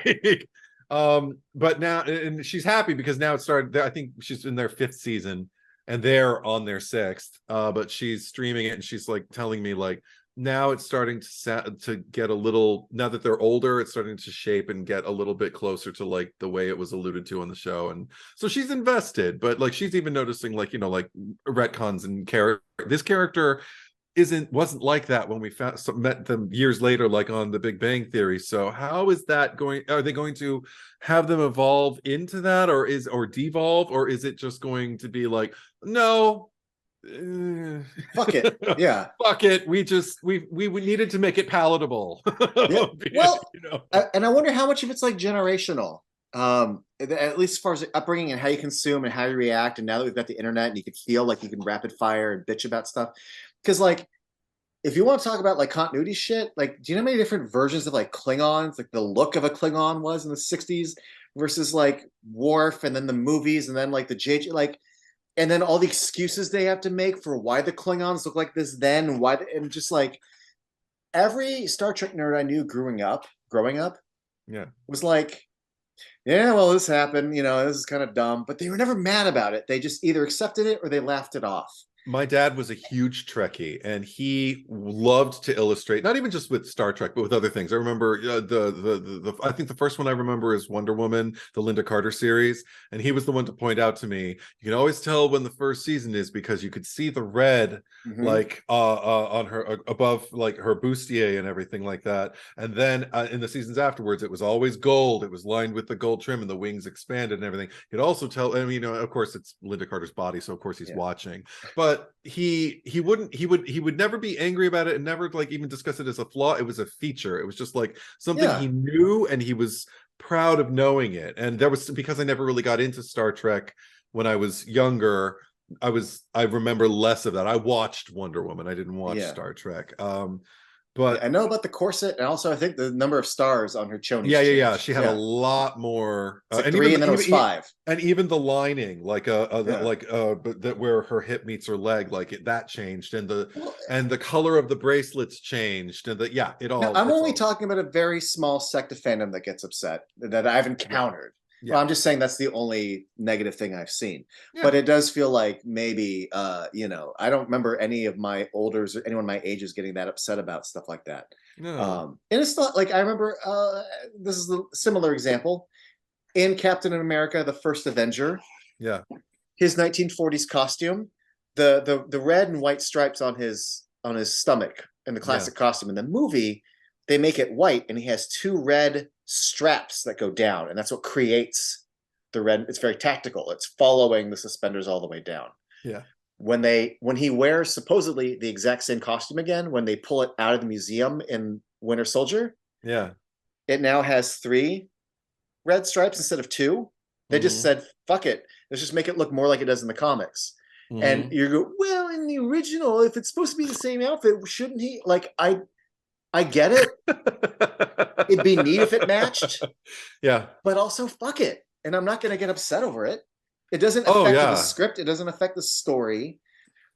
I remember a very small subset of people. Sorry, now we're getting into Marvel, but a very small subset of people who did get. I don't know. I don't know. People were too jazzed overall, but there were people who were like, actually, and claimed the moment was ruined for them in Endgame when Steve and Thor's, and all Oh, yeah, that. yeah. Technically, if he grabs the hammer, he should, the thunder and lightning should strike, and he should be in Thor's, like he wields the power of Thor, so he should have like the helmet and the cape and the regalia and everything like that. Now, considering that moment being paid off from like all those movies Oh, before when yeah. he moved the hammer and it like and Thor's little uh-oh. And now it's paid off, and even yes, I knew it. And we're all like, Mm-hmm. like, I mean, that Mm-hmm. was most of the world, but there were a few people who were going like, that wasn't depicted accurately. It should be. I always imagine that voice in my head I've too. never heard that till right now. Yeah. because no one has ever brought that up to me. Oh, well, there you go. That's And how small the fraction is of the fandom that but had the moment ruined for them by that. I just figured, isn't that also like he never says anything like Shazam, but internalizing like it's a choice to like I get the hammer and I am allowing the costume or not. Because I mean, like Loki in Ragnarok, like they just boom, like they're in the costumes and then they're not, you know. Mhm. So I don't know, especially because in Age of Ultron, fucking Vision picks up the hammer, none happens. Ooh, see, you should have had a conversation with these people. Was anyone bitching about that then? I've never heard this problem until right now. Just saying. There's probably some kind of explanation that I'm just not keyed up into Yeah. it enough. Also, you're making me think about like now we're talking about like comic book characters, but you're making me think about like it wasn't entirely a simpler time as the 1960s, but you're making me think about like just like Batman, just like Julie Newmar introduced as Catwoman in season 1 of the Batman TV show. They're such a hit that they can make the movie. Julie Newmar's unavailable, so who gets brought in? Lee Merriweather. But then you go back and you go and you see that and you're like, oh, Catwoman's somebody else. And then you come back to season 2 and you're like, okay, so I'm probably going to see Lee Merriweather since she's taken over the role. Oh no, there's like 13 episodes of Julie Newmar playing Catwoman. Okay, I guess she's Catwoman for good. And then season 3 happens and there's Eartha Kitt. And I wonder, was anybody like, fuck this show? It's ruining my childhood. They can't, there is, I mean, people certainly have their opinion on among those 3 women who is their Catwoman. But I never hear anybody angry about it. No. And part of me wonders again, like I'm talking about this generational and like the influence of like instant nerd rage. Yeah. Or if it's also a case of maybe there were people who were upset. We just don't know about them. Because there was no internet. There's no fucking internet. Also, I mean, and it was probably a small percentage, but like we grew up in the 90s, right? We watched 2 Michael Keaton movies. Yeah. Same Alfred, but all of a sudden, like it's Val Kilmer. Yeah, no one was and like, the same commissioner and same Commissioner Gordon. I mean, yeah, someone goes, "Oh, I don't like this Gotham versus that Gotham. There's nipples, there's not nipples." I don't remember anyone getting mad. No, I remember. I mean, we laughed about nipples. We didn't get mad about nipples. No, nobody was picketing. Nobody was trying to spoil the movie. There were tons of rumors, but spreading rumors about a movie. Like I remember the one that prevailed in my like school was people swore up and down that Michael Keaton broke into Warner Brothers the backlot and climbed up onto like the scaffolding of like one of the sets, and they were shooting a scene. I guess he just stayed really quiet and he ruined a take because he was drunk and he was dressed up as Jim Morrison, and he just started screaming expletives at Val Kilmer in the bat suit. I've never heard this in my life. Oh my God. It was like people were like, did you hear? And anytime you would talk about it, it was like there was 1 week at school where if you brought up Batman Forever, people were like, yeah, did you hear about Michael Keaton? And maybe it was just my schoolyard. I don't know. But I remember thinking like, that's not true. Yeah. Like. I wonder how much of that spiraled from the actual, the Sean Young dressing up as Catwoman. Right. On the Warner Brother lot. I don't know. I mean, if it's a movie that's like worth talking about and people are being replaced and stuff, immediately people are going to want to hear vindictive stories about how the actors hate each other and about and you're talking specifically about vindictive actors and stuff. I'm talking about like the schoolyard in general. Yeah, like there's a certain I actually heard both because I was right in the middle generation of in the 90s. Yeah, did you hear that Marilyn Manson got his rib removed so he can suck his own dick? Right. But I'm like, no, but I remember in elementary school, I heard that Prince had his ribs removed so he can suck his own dick. Like, there's always going to be someone getting their ribs removed to suck their own dick. Share. Not to suck her own dick, but to be thinner. There was rumors that she had ribs removed, and that's why she's so slim at the whatever age she was. And but I mean, who was? Oh my God! Oh God! No, that's a whole. This is a whole other podcast. So let's end it because we were talking about Scream, and we were. Remember? And then we're done. All my notes are done. We hit the part where I want to talk about Cher getting her ribs removed to not suck her own dick. So we did it. Mission accomplished. It only took us what, 4 hours? Yeah. Yeah. So at the time that this episode is dropping, Scream 6 will have already come out. Cool. But we'll talk about Scream 6 at some point in the weeks Mhm. after its release. I don't know when, but come back Mhm. for more. Thanks for joining me, Eddie. Oh, thank you, John Carlos. It was really nice, actually. Like revisiting Five Cream. Like I don't look forward to movies anymore, but I was just Oh, kind of like, oh, I'm gonna get to see some of these people again. Like I know I am now. Okay, that's yeah. fun. And Fun. this is just a pleasure because I got to get so much off my chest. Yes. Didn't even Ah, expect. I didn't know I had this much to say about the movie. I thought, well, I have my points and everything, but and then we no. talk, and this happened. Two Yeah. episodes, Good times. hours, hours, hours. Okay, bye. Bye.